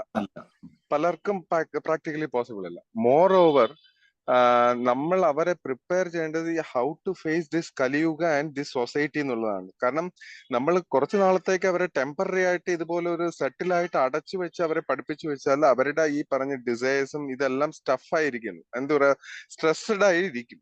One day it will burn. അതാണ് പലപ്പോഴും നമ്മൾ ഇവിടെ കാണുന്നത്. പക്ഷെ അതിന് പകരം അവരെ റിയാലിറ്റി എന്താണെന്ന് പറഞ്ഞ് മനസ്സിലാക്കി, ഈ സൊസൈറ്റി എന്താണെന്ന് പറഞ്ഞ് മനസ്സിലാക്കി, അതിനെ നമ്മൾ എങ്ങനെ ഫേസ് ചെയ്യണം as per the instructions of Krishna, Gita, Bhagavad Gita, Bhagavatam, നമ്മളുടെ ഗുരുപരമ്പര നമ്മളെ ഡയറക്റ്റ് ചെയ്തിരിക്കുന്നു എന്നുള്ള മെസ്സേജ് അവരെ റിമൈൻഡ് ചെയ്തുകൊണ്ട് അവരുടെ കൂടെ തന്നെ നമ്മൾ നിൽക്കണം. എപ്പോഴും നേരത്തെ പറഞ്ഞ പോലെ ഇനീഷ്യലി സ്റ്റേജിൽ ആ ചെടി വളർന്നു വരുന്നവരെ നമ്മൾ കൂടെ ഉണ്ടാവണം എന്ന് പറഞ്ഞ പോലെ ആ വേലി ഗാർഡായിട്ട് നമ്മൾ അവരെ കൂടെ എപ്പോഴും ഉണ്ട് എന്നുള്ള കോൺഫിഡൻസ് അവർക്കുണ്ടെങ്കിൽ they will come to us. അപ്പൊ അവർക്ക് എന്തൊരു ടഫ് സിറ്റുവേഷൻ വന്നാലും അവർ നമ്മളോട് വന്ന് ഷെയർ ചെയ്യും, നമ്മളോട് വന്ന് അതിന്റെ ഒരു ഒപ്പീനിയൻ എടുക്കും. ഇൻസ്റ്റെഡ് ഓഫ് ദാറ്റ് നമ്മൾ അവരെ ഈ പറഞ്ഞ പോലെ എന്താ പറയാ ഒരു ചെറിയൊരു സർക്കിൾ വരച്ച് അതിനകത്ത് ഇതെല്ലാം നിർത്തി ഈ പറഞ്ഞ ബേസിക്കലി അതിന്റെ റിയൽ ഇന്റൻഷൻ അവർക്ക് മനസ്സിലാകുന്നതിന് മുന്നേ തന്നെ അവരെ ഈ പറഞ്ഞ കുറെ പ്രാക്ടീസിൽ റിച്വൽസിൽ വരുമ്പോ പ്രാക്ടിക്കലി അവർക്ക് അതിൽ ഇൻട്രസ്റ്റ് വരൂല. കാരണം കലിയുഗത്തിന്റെ forces are very very strong ആണ്. അവരെ ഡ്രാഗ് ചെയ്തുകൊണ്ടേയിരിക്കും. ഏതൊരു സമയത്ത് അവർക്ക് ഒരു ചാൻസ് കിട്ടിയാലും they will try to taste, അതെന്ത് തന്നെയായാലും, വിച്ച് എവർ വേ. അതിന് പകരം പക്ഷെ ഇത് അവരുടെ ബേസിക്കിലൂടെ നമ്മൾ പറയണം, ഇതാണ് നമ്മളെ ലൈഫ്, നമ്മളുടെ ലൈഫിന്റെ എയിം ഇന്നതാണ് മക്കളെ, ഇല്ലെങ്കിൽ ഇന്ന രീതിക്ക് വേണം നമ്മൾ പോകാൻ. ഇത് പോകാൻ ഇതിന്റെ പ്ലസ് മാത്രമല്ല ഇപ്പുറത്ത് മൈനസും പറഞ്ഞു കൊടുക്കണം. ഇന്നത് നമ്മൾ പാലിച്ചില്ലെങ്കിൽ യു ബിക്കേം ലൈക്ക് ദിസ്. ഇങ്ങനെ വരുമ്പോ these are the consequences you how to face. നിങ്ങൾ ഇതിന്റെ പ്രത്യാഘാതങ്ങൾ നോക്കേണ്ടി വരും. അപ്പൊ അതിനെക്കാട്ടിലും നല്ലത് നമ്മൾ എപ്പോഴുമേ under the guidance of a spiritual master, under the guidance of the ലോർഡിൽ പോകുമ്പോൾ നമുക്ക് കുറച്ചുകൂടി സേഫ് ആയിട്ട് പോകും. ഈ റീസെന്റ് പറഞ്ഞ പരിപൂർണ പ്രഭുവിന്റെ ക്ലാസ്സിൽ പറഞ്ഞുള്ള match maker, Krishna is A great match maker എന്ന് പറഞ്ഞു. അപ്പൊ അതുപോലെ Krishna will make the rest everything. നമ്മൾ മാതാജിയും പ്രഭുവും പറഞ്ഞ പോലെ സിംപ്ലിസിറ്റി ആയ ഒരു ലൈഫ് നമ്മൾ മെയിൻറ്റെയിൻ ചെയ്തുകൊണ്ട് ഈ പറഞ്ഞ സൊസൈറ്റി തന്നെ നമ്മൾ ജീവിക്കണം. നമുക്ക് ഇവിടെ നിന്ന് എസ്കേപ്പ് ചെയ്യാൻ പറ്റൂല. കാരണം ഇത് നമ്മളുടെ നോയിങ്ലി ഓർ അൺനോയിങ്ലി നമ്മൾ ഇവിടെ പറന്നുപോയി, നമുക്ക് ഇതിൽ നിന്ന് ഓടാൻ നിവർത്തിയില്ല. അപ്പൊ ഇതിനെ ഫേസ് ചെയ്തേ പറ്റൂ. ഹരേ കൃഷ്ണ പ്രഭു. ഐ തിങ്ക് കുറച്ച് എന്നാൽ കഴിയുന്ന വിധത്തിലാക്കി പറയുന്നതിലും കാര്യമുണ്ട്. പക്ഷെ നമുക്കൊരു ഒരു ഹോൾ സൊല്യൂഷൻ ആയിട്ട് ഒന്നും എത്താൻ പറ്റില്ല. പ്രോ പറഞ്ഞ ഞാൻ കംപ്ലീറ്റ്ലി എഗ്രി ചെയ്യുന്നു. നമുക്കിപ്പോ ഒളിച്ചോടി ഒരാളെ സംരക്ഷിച്ച, അപ്പം നമ്മൾ ഈ പറഞ്ഞ ships are always safer in sea, അല്ല സേഫർ ഇൻ ലാൻഡ്. പക്ഷെ അതിന്റെ ഉദ്ദേശം തന്നെ നടക്കാത്ത രീതിയിൽ നമുക്ക് അതിനെ പ്രൊട്ടക്ട് ചെയ്യാൻ പറ്റില്ല. അത് പ്രോ പറയുന്നുണ്ട്. പക്ഷെ അതേ സമയത്ത് അത് മുങ്ങി പോവാതിരിക്കാൻ നോക്കണം, അല്ലേ? അതെ പ്രഭു. പിന്നെ ഇത് പറഞ്ഞ പോലെ ഒരു പ്രാക്ടിക്കൽ എന്ന് പറയാ ഒരു തിയറിറ്റിക്കലായ ഒരു ഗൈഡ് ലൈൻസ് നമുക്കില്ല, അങ്ങനെ പറയാൻ പറ്റൂല. കാരണം ഓരോരുത്തരുടെ സിറ്റുവേഷൻ, ഓരോ കുട്ടികളുടെ അറ്റ്മോസ്ഫിയർ ഇതെല്ലാം ഡിഫറെന്റ് ആണ്. അപ്പൊ അതിനെ നമുക്ക് ജനറലൈസ് ചെയ്ത് കോമൺ ആയിട്ട് പറയാൻ ഒരാളെയും സ്പെസിഫിക് ഇല്ല. ഇൻഡിക്കേറ്റ് ഇപ്പൊ നമ്മൾ ഓരോ രോഗിക്ക് ഓരോ തരത്തിലുള്ള മെഡിസിൻ ആണെന്ന് പറയും പോലെ മേ ബി സിംറ്റംസ് ഒക്കെ സിമിലർ ആയിരിക്കും, പക്ഷെ അതിന്റെ ഡീപ്പർ എത്രയാണ്, അതിന്റെ എത്രയാണ്, പേഴ്സണലൈസ് നമുക്ക് അത് each and every person individual to individual ആണ്. ബട്ട് ജനറലൈസ് ചെയ്ത് നമുക്ക് ഇതിനെ എന്താ പറയാ പ്രിക്കോഷൻ ആയിട്ട് ചെയ്യാൻ പറ്റും. പക്ഷെ ഈ പ്രിക്കോഷനിലൂടെ പ്രിവെൻഷൻ ഒരുപാട് നടക്കാൻ സാധ്യത കൂടുതലാണ് കമ്പാരിറ്റീവ് എന്നുള്ളത് ചെറിയൊരു ഇതാണ് പ്രഭു. ഇതിനെ പ്രഭു പറഞ്ഞാൽ it will goes for long time. നമുക്ക് ഇതിനെ ഡിസ്കസ് ചെയ്യാൻ പോയാൽ നിറയെ കാര്യങ്ങൾ തന്നെ ആഡ് ചെയ്തുകൊണ്ടിരിക്കാം. ബട്ട് ഇതിൽ നിന്ന് നമുക്ക് എത്ര പ്രാക്ടിക്കലി എടുക്കാൻ പറ്റുമോ അത് എടുക്കുന്നതായിരിക്കും നമുക്ക് ബെസ്റ്റ്. ശരിയാണോ? ഒരുപാട് താങ്ക് യു ബലം പ്രഭു. ദയവായി ക്ഷമിച്ചാലും പ്രഭു, ഞാൻ പ്രഭു പറഞ്ഞത് നല്ല പോയിന്റ് ആണ്. ഇതിനിടയിൽ ഞാനൊരു നല്ലൊരു കാര്യം പറഞ്ഞോട്ടെ. ഹിസ് ഓണേഴ്സ് മഹാവിഷ്ണു ഗോസ്വാമി ഗുരുമഹാരാജ്, എന്റെ ഗുരുമഹാരാജ്, ഇത് ഇപ്പൊ നമ്മൾ ചർച്ച ചെയ്യപ്പെടുന്ന വിഷയത്തിൽ വളരെ കൺസേൺ ആയിട്ട് ചില പ്രഭുപാദർ ആഗ്രഹിക്കുന്ന രീതിയിലുള്ള ഒരു സ്കൂൾ അറ്റ്മോസ്ഫിയർ അടുത്ത തലമുറയ്ക്ക് കൊടുക്കണം എന്ന് പറയുകയുണ്ടായി. പേഴ്സണലി പറയുകയാണെങ്കിൽ ഗുരുമഹാരാജ് ശരീരം ഉപേക്ഷിക്കുന്നതിന് തൊട്ട് മുമ്പ് എല്ലാ അദ്ദേഹത്തിന്റെ ശിഷ്യന്മാരെയും അദ്ദേഹത്തിന് ലാസ്റ്റ് മെസ്സേജ് തരാൻ വേണ്ടി ക്ഷണിച്ചിരുന്നു. അതിന്റെ ഭാഗമായി ഭഗവാന്റെ കൃപ കൊണ്ട് എനിക്കും അദ്ദേഹത്തിനെ കാണാൻ കഴിഞ്ഞു. 2010 ജാനുവരി 1-ാം തീയതി ഗുരുമഹാരാജിനെ കാണുമ്പോൾ മഹാരാജ് പറഞ്ഞത് 2 കാര്യങ്ങളാണ്. Start everywhere Jagannath Rathotsavam, start everywhere Shri Prahlad international school. ഇതാണ് അവസാനത്തെ ഗുരുമഹാരാജ് തന്ന മെസ്സേജ്. അപ്പൊ എവരിവെയർ പ്രഹ്ലാദ് ഇന്റർനാഷണൽ സ്കൂള് ആവശ്യമുണ്ട് എന്നതാണ് ഈ പറഞ്ഞ ഈ പ്രശ്നത്തിന്റെ സൊല്യൂഷൻ എന്ന് അദ്ദേഹം മനസ്സിലാക്കി പറഞ്ഞിരിക്കുന്നു. അപ്പോ ഇപ്പൊ വിഷ്ണുപ്രിയ വിനീത മാതാജി പറഞ്ഞു ചെന്നൈയിലുണ്ടെന്ന്. എല്ലാവർക്കും ചെന്നൈയിൽ വരാൻ കഴിയില്ലല്ലോ, അതുകൊണ്ടായിരിക്കും ഗുരുമഹാരാജ് എവരിവെയർ എന്ന് പറഞ്ഞത്. അപ്പൊ നമ്മളത് ചെയ്യേണ്ടിയിരിക്കുന്നു. അപ്പൊ ഞാൻ ഗുരുമഹാരാജിനോട് ചോദിച്ചു എന്റെ ആയുഷ്കാല മഹാരാജിന്റെ സേവ എന്താണ് എന്ന് ചോദിച്ചപ്പോ അദ്ദേഹം പറഞ്ഞത് പ്രഹ്ലാദ് ഇന്റർനാഷണൽ സ്കൂൾ എന്നാണ് പറഞ്ഞത്. അപ്പൊ ഈ അന്ന് മുതൽ ഇന്ന് വരെയും എനിക്ക് ഒന്നും ചെയ്യാൻ പറ്റിയിട്ടില്ല. നമ്മളൊരു ഇടയ്ക്ക് ഒരിക്കൽ നേഴ്സറി ആയിട്ടൊക്കെ തുടങ്ങിയെങ്കിലും പിന്നെ സ്ഥലം മാറി മാറി പോകേണ്ടി വന്നുകൊണ്ട് നിർത്തേണ്ടി വന്നു. പക്ഷെ ഇത് തുടങ്ങിയപ്പോഴെല്ലാം അത് വമ്പൻ സപ്പോർട്ടാണ് ആൾക്കാരുടെ ഇടയിൽ നിന്ന് കിട്ടിക്കൊണ്ടിരുന്നത്. അപ്പോ സ്കൂൾ തുടങ്ങുക എന്നുള്ളതാണ് ഇതിന്റെ സൊല്യൂഷൻ. അതാണ് എല്ലാ പ്രശ്നത്തിനും പരിഹാരം. അപ്പൊ പ്രഭുപാദ് പറഞ്ഞതുപോലെ അടുത്ത തലമുറയെ നമുക്ക് വാർത്തെടുക്കാൻ കഴിയും. പക്ഷെ തൽക്കാലം ഇപ്പോ അതിനുള്ള ഇൻഫ്രാസ്ട്രക്ചർ നമുക്ക് ശരിയാക്കാൻ കഴിഞ്ഞില്ല എങ്കിൽ പിന്നെ നമുക്ക് എന്ത് ചെയ്യാൻ പറ്റുമെന്ന് ചോദിച്ചാൽ മറ്റൊരു ഓപ്ഷനായിട്ട് എനിക്ക് പറയാനുള്ളത്, നമ്മൾ ഉടനെ വലിയ ആൾക്കാർക്ക് ഭാഗവതം, ഭഗവത്ഗീത, ചൈതന്യ ചരിതാമൃതം ക്ലാസ് നമ്മൾ സ്റ്റാർട്ട് ചെയ്തതുപോലെ അടുത്ത തലമുറയ്ക്ക് വേണ്ടി നമ്മൾ എന്തെങ്കിലും ചെയ്യേണ്ടിയിരിക്കുന്നു. സത്യം പറഞ്ഞാൽ ഒരു ഇസ്കോൺ സെന്ററിലും, എനിക്കറിയാവുന്നതിൽ പല ഇസ്കോൺ സെന്ററിലും പിള്ളേരുടെ പ്രോഗ്രാം വലുതായിട്ട് നടക്കുന്നില്ല. പിള്ളേരെ ഫോക്കസ് ചെയ്തുള്ള കൗൺസിലിങ്ങും അവർക്ക് വേണ്ടിയുള്ള സിലബസും പ്രോഗ്രാംസും ഒന്നും നടക്കുന്നില്ല. എന്നാൽ എന്റെ കയ്യിൽ ഞാൻ ഈ ഇസ്കോൺ ഇറക്കിയിരിക്കുന്ന പല സിലബസിന്റെ പുസ്തകങ്ങളും ഞാൻ വാങ്ങിച്ച് ശേഖരിച്ച് വെച്ചിട്ടുണ്ട്. പക്ഷെ മാൻ പവർ എല്ലാം ഡോട്ടീസിനെ നല്ല രീതിയിൽ ഒന്ന് ഷെഡ്യൂൾ ചെയ്ത് എടുക്കുകയാണെങ്കിൽ സൺഡേ സ്കൂൾ എന്ന് പറയുന്നത് പോലെ മുസ്ലിങ്ങൾക്കിടയിലും ക്രിസ്ത്യാനികൾക്കിടയിലും സൺഡേ സ്കൂൾ വെച്ചാണ് അവരെ പിള്ളേരെ അവരുടെ മതം പഠിപ്പിക്കുന്നത്. ബാക്കി എല്ലാ സ്കൂളിലും അവരുടെയും മക്കള് എല്ലാരെയും പോലെ പഠിപ്പിക്കുന്നുണ്ടെങ്കിലും എന്നാൽ വളർന്നു വരുന്ന ഒരു വ്യക്തിക്ക് 10ാം ക്ലാസ് കഴിയുമ്പോഴത്തേക്കും ബൈബിൾ കംപ്ലീറ്റ് അവർക്ക് ബേസിക് സിലബസ് മുതൽ പഠിച്ചിട്ടുണ്ടാവും. അതേപോലെ തന്നെ ഖുറാനും അവര് 10ാം ക്ലാസ് കംപ്ലീറ്റ് ചെയ്യുന്നതോടുകൂടി സൈമൾട്ടേനിയസ്ലി അവര് ഖുറാനും പഠിച്ചു കാണും. അതേപോലെ ഒരു വ്യക്തമായ 1ാം ക്ലാസ് LKG പഠിക്കുമ്പോൾ ഇത്രയും പഠിച്ചിരിക്കണം, UKG പഠിക്കുമ്പോൾ ഇത്രയും പഠിച്ചിരിക്കണം എന്നിങ്ങനെ ഒരു സൺഡേ സ്കൂള് നമ്മൾ തുടങ്ങിയാൽ കൂടി ഇതിന് നല്ല റിസൾട്ട് കിട്ടും. കാരണം അതുപോലത്തെ കുറെ ആൾക്കാരായിട്ട് മിങ്കിൾ ചെയ്യും, അവരുടെ സഹപാഠികളുമായിട്ട് അവരുടേതായ പ്രശ്നങ്ങൾ പരസ്പരം സഹകരിച്ച് സംസാരിക്കും. അങ്ങനെ ഒരു കൂട്ടം അവർക്ക് കിട്ടും. ഇസ്കോണിൽ അത് ഉണ്ടെങ്കിലും അത് ഓർഗനൈസ്ഡ് അല്ല, അവർ വരുന്നു പോകുന്നു എന്നുള്ളതാണ്. വലിയ ആൾക്കാരെല്ലാം ക്ലാസ് കേൾക്കുമ്പോൾ പിള്ളേർ അവിടെ ഓടിക്കളിക്കുകയാണ് ചെയ്യുന്നത്. അപ്പൊ അതുകൊണ്ട് അവർക്ക് ഇരുത്തി അവരെ ഫിലോസഫി പഠിപ്പിക്കാൻ വേണ്ടിയുള്ള ഒരു വ്യവസ്ഥ നമുക്ക് ഉണ്ടാക്കേണ്ടിയിരിക്കുന്നു എന്നാണ് എനിക്ക് പറയാനുള്ളത്. അപ്പൊ നമ്മുടെ ഈ ക്ലാസ് കേട്ടുകൊണ്ടിരിക്കുന്ന പല മാതാജീസും പ്രഭുസും പിള്ളേരുടെ പ്രോഗ്രാം കൂടെ നമുക്ക് ഓർഗനൈസ് ചെയ്യാൻ വേണ്ടി നമ്മൾ മുന്നോട്ട് വരണമെന്നാണ് ഈ അവസരത്തിൽ പ്രാക്ടിക്കലായിട്ട് എനിക്ക് പറയാനുള്ളത്. അവരുടെ ക്ലാസ് ആയിട്ട് എന്നതിനേക്കാൾ ഉപരി ഒരു കൗൺസിലർ എന്നുള്ള രീതിയിൽ നമുക്ക് അവരിൽ ഒരാളായി മാറിയാൽ അവർക്ക് അവരുടെ പ്രശ്നങ്ങൾ നമ്മളായിട്ട് തുറന്ന് സംസാരിക്കാൻ അവർക്ക് കഴിയും. അപ്പൊ എല്ലാ ഇസ്കോൺ സെന്ററുകളിലും പിള്ളേരുടെ പ്രോഗ്രാമും കൗൺസിലേഴ്സും ഡ്യൂട്ടിമാരും മുന്നോട്ട് വന്ന് സ്റ്റാർട്ട് ചെയ്താൽ, ഈവൻ ഓൺലൈൻ ക്ലാസ് അടക്കമുള്ള പരിപാടികൾ നമ്മൾ ചെയ്താൽ നമുക്ക് തീർച്ചയായിട്ടും ഈ പ്രശ്നത്തിന് നല്ല രീതിയിൽ ഒരു മാറ്റം വരുത്താൻ കഴിയുമെന്നാണ് ഞാൻ വിശ്വസിക്കുന്നത്. എന്തായാലും പ്രഹ്ലാദ് ഇന്റർനാഷണൽ സ്കൂളാണ് നമ്മുടെ ആയുഷ്കാല സർവീസ് എന്ന് ഗുരുമഹാരാജ് പറഞ്ഞ സ്ഥിതിക്ക് ഇപ്പൊ നമ്മൾ അനുഭവിക്കുന്ന ഈ പ്രശ്നത്തിന്റെ പരിഹാരം അതിനകത്ത് ഉണ്ടെന്ന് ഞാൻ മനസ്സിലാക്കുന്നു. ഹരേ കൃഷ്ണ. താങ്ക് യു പ്രഭു. പ്രഹ്ലാദ് ഇന്റർനാഷണൽ സ്കൂള് വരും എന്നുള്ള കാര്യം ഉറപ്പാണ് മഹാരാജ് പറഞ്ഞത്. അത് എപ്പോ വരും എന്നുള്ളതാണ് നമ്മൾ കാത്തിരിക്കുന്നത്. പ്രഭു പറഞ്ഞതുപോലെ ഹരേ കൃഷ്ണ പ്രഭുജി. കഥാമൃത പ്രഭു ഇപ്പൊ പറഞ്ഞല്ലോ, അതനുസരിച്ചിട്ട് ഞാനൊരു കുറച്ച് പോയിന്റ്സ് പറഞ്ഞോട്ടെ. പറഞ്ഞോളൂ.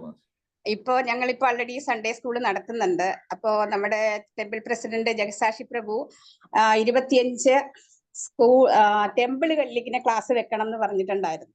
അപ്പൊ അത് കഴിഞ്ഞിട്ട് ഇപ്പൊ ഒരു 2-3 ആഴ്ച ആയിട്ടുള്ളൂ. എന്നെ ഇപ്പൊ ഒരു ദൗത്യം ഏൽപ്പിച്ചിരിക്കുകയാണ്. കാരണം എല്ലാ കുട്ടികൾക്കും അല്ലെങ്കിൽ അവരിപ്പോ ട്യൂഷന് പോകുന്നവരായിരിക്കും, അല്ലെങ്കിൽ മറ്റ് ആക്ടിവിറ്റീസ് ഉണ്ടാവും.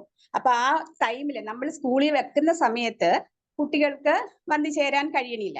അപ്പോ പ്രഭു പറഞ്ഞതെന്ന് വെച്ചിട്ടുണ്ടെങ്കിൽ 25 വീടുകളിൽ നമ്മൾ ഇസ്കോണിൽ എന്താ പഠിപ്പിക്കുന്നത് അതേ സെയിം സിലബസ് വെച്ചിട്ട് 25 വീടുകളിൽ അതാത് അവിടെ സപ്പോസ് ഇപ്പൊ നമ്മുടെ തകലൂർ എന്ന് പറഞ്ഞ സ്ഥലത്താണെങ്കിൽ ആ ലൊക്കേഷനിൽ വരുന്ന 10-15 കുട്ടികളെ ഒരു വീട്ടിൽ വെച്ചിട്ട് ഒരു മാതാജി ക്ലാസ് എടുക്കുക.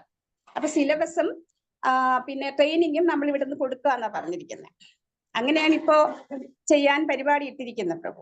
അതുപോലെ ഇപ്പം ട്രിവാൻഡ്രമാണ് ഇപ്പൊ പ്രഭു പറഞ്ഞിരിക്കുന്നത്. അതുപോലെ കേരളത്തിലെ എല്ലാ സ്ഥലങ്ങളിലും അറ്റ്ലീസ്റ്റ് ഇപ്പം സ്കൂളുകളിലും ഈ പറഞ്ഞ പോലെ ഇസ്കോൺ സെന്ററുകളിലും വെക്കാൻ പറ്റിയില്ലെങ്കിൽ പോലും വീടുകളിൽ നമ്മൾ ആ കുഞ്ഞുങ്ങൾക്ക് ട്യൂഷൻ എടുക്കുന്ന പോലെ ഒരു ട്രെയിനിങ് കൊടുത്താൽ നന്നായിരിക്കും. അത് കഴിഞ്ഞിട്ട് പിന്നെ എപ്പോഴെങ്കിലും ഒരു ഒക്കേഷൻ വരുമ്പോൾ അല്ലെങ്കിൽ ഏതെങ്കിലും ഒരു സമയത്ത് കുട്ടികളും മാതാജിമാരും ഫ്രീ ആവുമ്പോൾ ഇസ്കോൺ സെന്ററിൽ ഒരുമിച്ച് വരുത്തിയിട്ട് അവർക്ക് ഈ പറഞ്ഞ പോലെ ഒരു കൗൺസിലിങ്ങോ അല്ലെങ്കിൽ വൺസ് ഇൻ എ മന്തോ അല്ലെങ്കിൽ 2 മാസം കൂടുമ്പോൾ ഒരു ദിവസമോ അല്ലെങ്കിൽ 6 മാസം കൂടുമ്പോൾ ഒരു ദിവസമോ എല്ലാ കുട്ടികളെയും കൂടെ കൂട്ടി ഒരു കൗൺസിലിംഗ് അങ്ങനെ ചെയ്താൽ നന്നായിരിക്കും പ്രഭു. അപ്പൊ ആഴ്ചയിൽ ഒരിക്കലാണോ ആഴ്ചയിൽ ഒരിക്കലേ പ്രഭു. ഇപ്പൊ സൺഡേ പറ്റാത്തവർക്ക് സാറ്റർഡേ ഈവനിങ് വെക്കാം. അല്ലെങ്കിൽ കുട്ടികൾക്ക് ഈവനിങ് ഫ്രീ ആണെന്നുണ്ടെങ്കിൽ അക്കോർഡിംഗ് ടു കുട്ടികളുടെയും ക്ലാസ് എടുക്കുന്ന മാതാജിമാരുടെയും കൺവീനിയൻസ് അനുസരിച്ചിട്ട് ചെയ്യാൻ പറഞ്ഞിരിക്കുകയാണ്. അതിപ്പോ എങ്ങനെ ഒരു ഇത് നമ്മളിവിടെ ഇസ്കോണില് ട്രിവാൻഡ്രത്ത് തുടങ്ങാൻ പോവുകയാണ്. അതിന്റെ പോസ്റ്റ് ഒക്കെ ഞാൻ ഇട്ടിട്ടുണ്ടായിരുന്നു പ്രഭു. മുന്നേ പറഞ്ഞിട്ട് ഓർക്കുന്നുണ്ട് പറഞ്ഞത്. അപ്പൊ എനിക്കൊന്ന് ഇതെല്ലാം റൈറ്റ് ഡയറക്ഷനിലാണ് ഇതെല്ലാം പോകുന്നത്. പക്ഷെ നമ്മുടെ ആ ഒരു കോൺസെൻട്രേറ്റഡ് എഫേർട്ട് പറഞ്ഞ റിസോഴ്സും ഇൻഫ്രാസ്ട്രക്ചറും എല്ലാം സപ്പോർട്ട് ഒരുപാട് വേണം. ഈ കാണുമ്പോ ഒരു ചെറിയൊരു കാര്യമായിട്ട് തോന്നുമെങ്കിലും അതിന്റെ പുറകെ ഒരുപാട് എഫേർട്ട് ഉണ്ട്. അപ്പോ ആ ഒരു രീതിയിൽ നമുക്ക് സപ്പോർട്ട് ചെയ്യാൻ പറ്റില്ല ഇത് വിജയമാവുള്ളൂ അല്ലേ മാതാജി പറഞ്ഞു? അതെ, കാരണം എന്ന് വെച്ചാല് ഇതിപ്പോ നമ്മുടെ കുട്ടികളെ നോക്കുമ്പം കുട്ടികളുടെ പാരന്റ്സിന്റെ സൈഡിൽ നിന്ന് സപ്പോർട്ട് വേണം. ഇപ്പോ കുട്ടികൾക്ക് എക്സാം ആണെന്നുണ്ടെങ്കിൽ കുട്ടികൾക്ക് വരാൻ താല്പര്യം ഉണ്ടാവും, പാരന്റ്സിന് ടെൻഷൻ. അപ്പൊ അവര് വിടില്ല, ഇന്ന് എക്സാം ആണ് വരാൻ പറ്റില്ല, അങ്ങനെ കുറെ ക്ലാസ്. പിന്നെ അത് കഴിയുമ്പോൾ അവർ ഒരു 5 ക്ലാസ് വന്നില്ലെങ്കിൽ ആ ഒരു ഇൻട്രസ്റ്റ് അവർക്ക് പോവുകയാണ്. ഇപ്പൊ 2-3 ക്ലാസ് തുടർച്ചയായിട്ട് വരുമ്പോ നമുക്ക് തന്നെ കുട്ടികളുടെ ആ മാറ്റം അറിയാൻ പറ്റും. കാരണം ഈ മറ്റു കുട്ടികളുടെ ആ ഒരു രീതി കാണുമ്പോ ഇവർക്കും അവരെ പോലെ ആവണം എന്നുള്ളൊരു തോന്നൽ വരും. എനിക്കൊന്ന് ഈ ഒരു ചർച്ച വളരെ വിപുലമായ രീതിയിൽ വേറൊരു വേളയിൽ ഏറ്റെടുത്ത് നമുക്ക് ആർക്കൊക്കെ എന്തൊക്കെ ചെയ്യാന്നുള്ള രീതിയിൽ കഥാമൃതപ്പും ഈ പറഞ്ഞ എല്ലാ ഡിവോട്ടീസും ലക്ഷ്മി രാധാ മാതാജിയും എല്ലാവരും കൂടെ ചേർന്നിരുന്ന ഒരു ടേപ്പ് കൊടുക്കാൻ പ്രഭു, ഞാൻ ഒരു പ്രാക്ടിക്കൽ സൊല്യൂഷൻ നമ്മുടെ ഗൗര സജി ദേവ് മാതാജി പറഞ്ഞത് വളരെ നല്ല പോയിന്റ് ആണ്. ജയസായി പ്രഭു ആ വിഷയത്തിൽ നല്ല സപ്പോർട്ട് കൊടുക്കുന്നുണ്ട്. തീർച്ചയായിട്ടും അതിനൊരു മാറ്റം നമുക്ക് ഉടനെ വരുത്തുമെന്ന് വിശ്വസിക്കാം. പിന്നെ വേറൊരു വിഷയം എന്ന് പറഞ്ഞാൽ ഓരോ മാതാജീസും ഓരോ പ്രഭുസും മിനിമം ഒരു 5 പിള്ളേരുടെ ഉത്തരവാദിത്തം ഏറ്റെടുക്കുകയാണെങ്കിൽ, കൗൺസിലിംഗ് 5 പിള്ളേരുടെ കൗൺസിലിംഗ് ഏറ്റെടുക്കുകയാണെങ്കിൽ, അത് ക്ലാസ് എടുക്കുകയാണെങ്കിൽ അത് കുറച്ചുകൂടി പ്രാക്ടിക്കലായിട്ട് നമുക്ക് ഇംപ്ലിമെന്റ് ചെയ്യാൻ പറ്റും. ഇപ്പോ ജയസായി പ്രഭു പറഞ്ഞതുപോലെ പല സ്ഥലത്തും നമ്മൾ ടീച്ചർമാരെയൊക്കെ കൊണ്ടുവന്ന് പഠിപ്പിച്ചെടുക്കുമ്പോൾ അവരൊക്കെ വെജിറ്റേറിയൻസ് ആണോ എന്നുള്ളത് ഭാവിയിൽ നോക്കേണ്ടിയിരിക്കുന്നു. അപ്പൊ വെജിറ്റേറിയൻ ആയ മാതാജീസും പ്രഭുസും ക്ലാസ് എടുക്കാൻ മുന്നോട്ട് വന്നാൽ മാത്രമേ നമുക്ക് വിചാരിക്കുന്ന റിസൾട്ട് അതിൽ നിന്ന് ഉണ്ടാക്കാൻ പറ്റത്തുള്ളൂ. പക്ഷെ അങ്ങനെ വെളിയിൽ നിന്ന് ആളെടുത്താൽ മാത്രമേ ഇന്ത്യ മുഴുവനും അല്ലെങ്കിൽ കേരളം മുഴുവനും നമുക്ക് വ്യാപിപ്പിക്കാൻ പറ്റൂ. പക്ഷെ ഉള്ള മാതാജീസും പ്രഭുസും ഇസ്കോണിന്റെ സ്റ്റാൻഡേർഡിൽ കാര്യങ്ങൾ ചെയ്യുന്നവരുണ്ടെങ്കിൽ അവർ ഓരോരുത്തരും അധികം ചിന്തിക്കാതെ ഒരു 5-5 പേരെ പഠിപ്പിക്കാൻ വേണ്ടി മുന്നോട്ട് വന്നാൽ, ഓരോ മാതാജീസും 5 പേര്, മിനിമം 5 മുതൽ 10 പേര് ക്ലാസ് എടുക്കാൻ മുന്നോട്ട് വന്നാൽ പിള്ളേരുടെ കാര്യത്തിൽ പ്രഭുസിനേക്കാളും കൂടുതൽ മാതാജീസ് ആയിരിക്കും എഫക്റ്റീവ് എന്ന് ഞാൻ വിശ്വസിക്കുന്നു. മാതാജി പ്രഭുസും ഓക്കെ, കുഴപ്പമൊന്നുമില്ല. പക്ഷെ മാതാജിമാർക്ക് പിള്ളേരുടെ പഠനത്തിൽ നല്ല റോളുണ്ട്. ഒരു ട്യൂഷൻ നമ്മൾ നടത്തുന്നത് പോലെ ആഴ്ചയ്ക്ക് ഒരിക്കൽ വീട്ടിൽ അവരുടെ ചുറ്റുവട്ടത്തിലെ വീട്ടിലുള്ള ഒരു 5-10 പിള്ളേരെ സെറ്റ് ചെയ്ത് അവർക്ക് ഒരു നല്ല വ്യക്തമായ സിലബസ് സജി മാതാജിയിലുണ്ട്, എന്റെയിലും ഉണ്ട്. അപ്പൊ അത് വച്ച് LKG പഠിക്കുന്ന ടീമിന് അങ്ങനെ, UKG അങ്ങനെ എന്ന് പറഞ്ഞ് സമാന്തരമായിട്ട് ഓരോ മാതാജീസും ഓരോ പ്രഭുസും 5-5 പേരെ അവരുടെ ഉത്തരവാദിത്തം, കൗൺസിലിംഗ് ഉത്തരവാദിത്തം ഏറ്റെടുക്കുകയാണെങ്കിൽ ഇത് വളരെ സക്സസ്ഫുൾ ആവുമെന്നാണ് എന്റെ അഭിപ്രായം. പിള്ളേർക്ക് വേണ്ടി കുറച്ച് സമയം സ്പെൻഡ് ചെയ്യാൻ വേണ്ടി ഭക്തന്മാർ മുന്നോട്ട് വരിക. അപ്പൊ അങ്ങനെ വരുമ്പോൾ അവരെ എങ്ങനെ വെറുതെ ഒരു ക്ലാസ് റൂം ടീച്ചിങ് മാത്രമല്ല, അവരെ ടൂറിനെ വിളിച്ചുകൊണ്ട് പോവുക, അവർക്ക് ഇഷ്ടമുള്ള കാര്യത്തിൽ അവരുടെ ഒപ്പം തന്നെ നിൽക്കുക. എന്നാൽ അറ്റ് ദ സെയിം ടൈം നമ്മുടെ സംസ്കാരം അവർക്ക് പതുക്കെ പതുക്കെ ഇൻജക്ട് ചെയ്തുകൊണ്ടേയിരിക്കുക എന്നുള്ള രീതിയിലുള്ള പരിപാടികൾ ഓരോരുത്തരും ചെയ്യുക. കൗൺസിലിംഗ് എന്ന് പറയും. അവരറിയാതെ അവരെ ട്രെയിൻ ചെയ്യും. ഇങ്ങനത്തെ വർക്കൊക്കെ മറ്റു മതസ്ഥർക്കിടയിൽ നല്ല രീതിയിൽ ചെയ്യുന്നുണ്ട്. അതിനുവേണ്ടി ഡിപ്പാർട്ട്മെന്റ്സ് ഉണ്ട്, റിപ്പോർട്ടിംഗ് സിസ്റ്റം ഉണ്ട്. അങ്ങനെ ഓരോരുത്തരുടെ അണ്ടറിൽ 5, 10, 15 വെച്ച് ഒരു വലിയൊരു നെക്സ്റ്റ് ജനറേഷൻ അവർ കോർഡിനേറ്റ് ചെയ്യുന്നുണ്ട്. അവർ പോലും അറിയാതെ അതിന്റെ പുറകെ നല്ല തല വർക്ക് ചെയ്യുന്നുണ്ട്. അപ്പൊ അതുപോലെ നമുക്കും ചെയ്യാവുന്നതാണ്. പണ്ട് ഗുരുകുലമായിരുന്നെങ്കിൽ ഇപ്പൊ സൺഡേ സ്കൂളാണ്. അപ്പൊ സൺഡേ സ്കൂള് ആണ് കറക്റ്റ് സൊല്യൂഷൻ എന്നാണ് എനിക്ക് തോന്നുന്നത്. അത് ആരെങ്കിലും ഒന്ന് നടത്തുമെന്ന് വിശ്വസിച്ചിരിക്കാതെ നമുക്ക് ഈ പ്രകൃതിയോട് ചെയ്യാൻ പറ്റുന്ന ഒരു കാര്യം നമ്മുടെ ചുറ്റുമുള്ള 5 പേരെ ഉത്തരവാദിത്തം എടുക്കുക. ഇങ്ങനെ ഓരോരുത്തരും ചെയ്യുമെങ്കിൽ നമുക്ക് ഇപ്പൊ തന്നെ 40 പേര് നമ്മുടെ ക്ലാസ്സിൽ ഉണ്ട്. ഈ 40 പേരും 5 പിള്ളേരെ വെച്ച് എടുത്താലോ എത്ര പിള്ളേരായി? അപ്പൊ അങ്ങനെ നമുക്ക് ചെയ്താൽ നന്നായിരിക്കും. ആരെയും നോക്കി നിൽക്കണ്ട, നമ്മളാലാവുന്നത് പോലെ അങ്ങ് തുടങ്ങിക്കോളണം എന്നാണ് എന്റെ പ്രാക്ടിക്കൽ ആയിട്ടുള്ള ഒരു സജഷൻ ആയിട്ട് ഞാൻ പറയാൻ ആഗ്രഹിക്കുന്നത്. താങ്ക് യു പ്രഭുജി. പ്രഭുവിന്റെ ക്ലാസ് ഇന്ററാക്ഷൻ കൊണ്ട് ഗംഭീരമായി. അതല്ല ഞാൻ ക്ലാസ് പറയുന്നതിനേക്കാളും കൂടുതൽ കാര്യങ്ങൾ എനിക്ക് ക്ലാസ്സിൽ നിന്ന് കിട്ടുന്നുണ്ട്. അതുകൊണ്ടാണ് എനിക്ക് ഇത് വളരെ ഇതായിട്ട് തോന്നുന്നത്, എൻറിച്ചിങ് ആയിട്ട് തോന്നുന്നത്. പ്രത്യേകിച്ച് പ്രഭു വന്ന് പറഞ്ഞതും ലക്ഷ്മി രാധ മാതാജിക്കാണ് വലിയ താങ്ക്സ്. കാരണം ഇത്രയും ഒരു ഡിസ്കഷൻ എന്തെങ്കിലും കൂടെ ഒന്ന് പറയണം. ലക്ഷ്മി രാധ മാതാജി ഇത്രയും ഡിസ്കഷന്റെ ഇടയിൽ മാതാജിയുടെ അഭിപ്രായം കൂടെ പറഞ്ഞ് അവസാനിപ്പിക്കണം.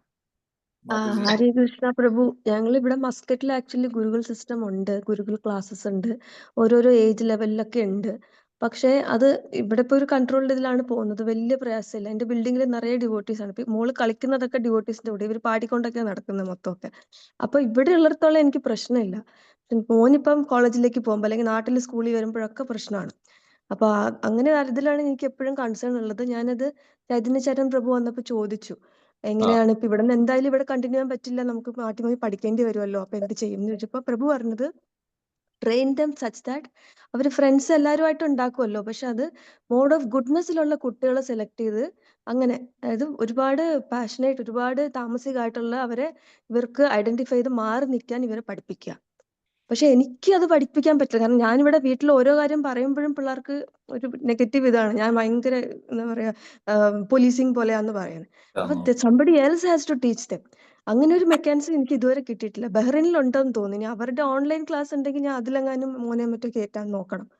അതല്ലാതെ പക്ഷെ ഇതൊക്കെ ടെമ്പററി ആൻഡ് അതിന് എനിക്ക് സമയമില്ല, വളരെ കുറച്ച് സമയമേ ഉള്ളൂ. അപ്പൊ ആ ഒരു കൺസേൺ എനിക്ക് ഇറ്റ്സ് ഓൾറെഡി ദെയർ. അതുകൊണ്ട് ഞാൻ ചോദിച്ചു എന്നേ ഉള്ളൂ. And I know it is കുട്ടികൾക്ക് ടാർഗറ്റ് ആണ്, കുട്ടികൾ ഒരുപാട് സഫറും ചെയ്യുന്നുണ്ട്.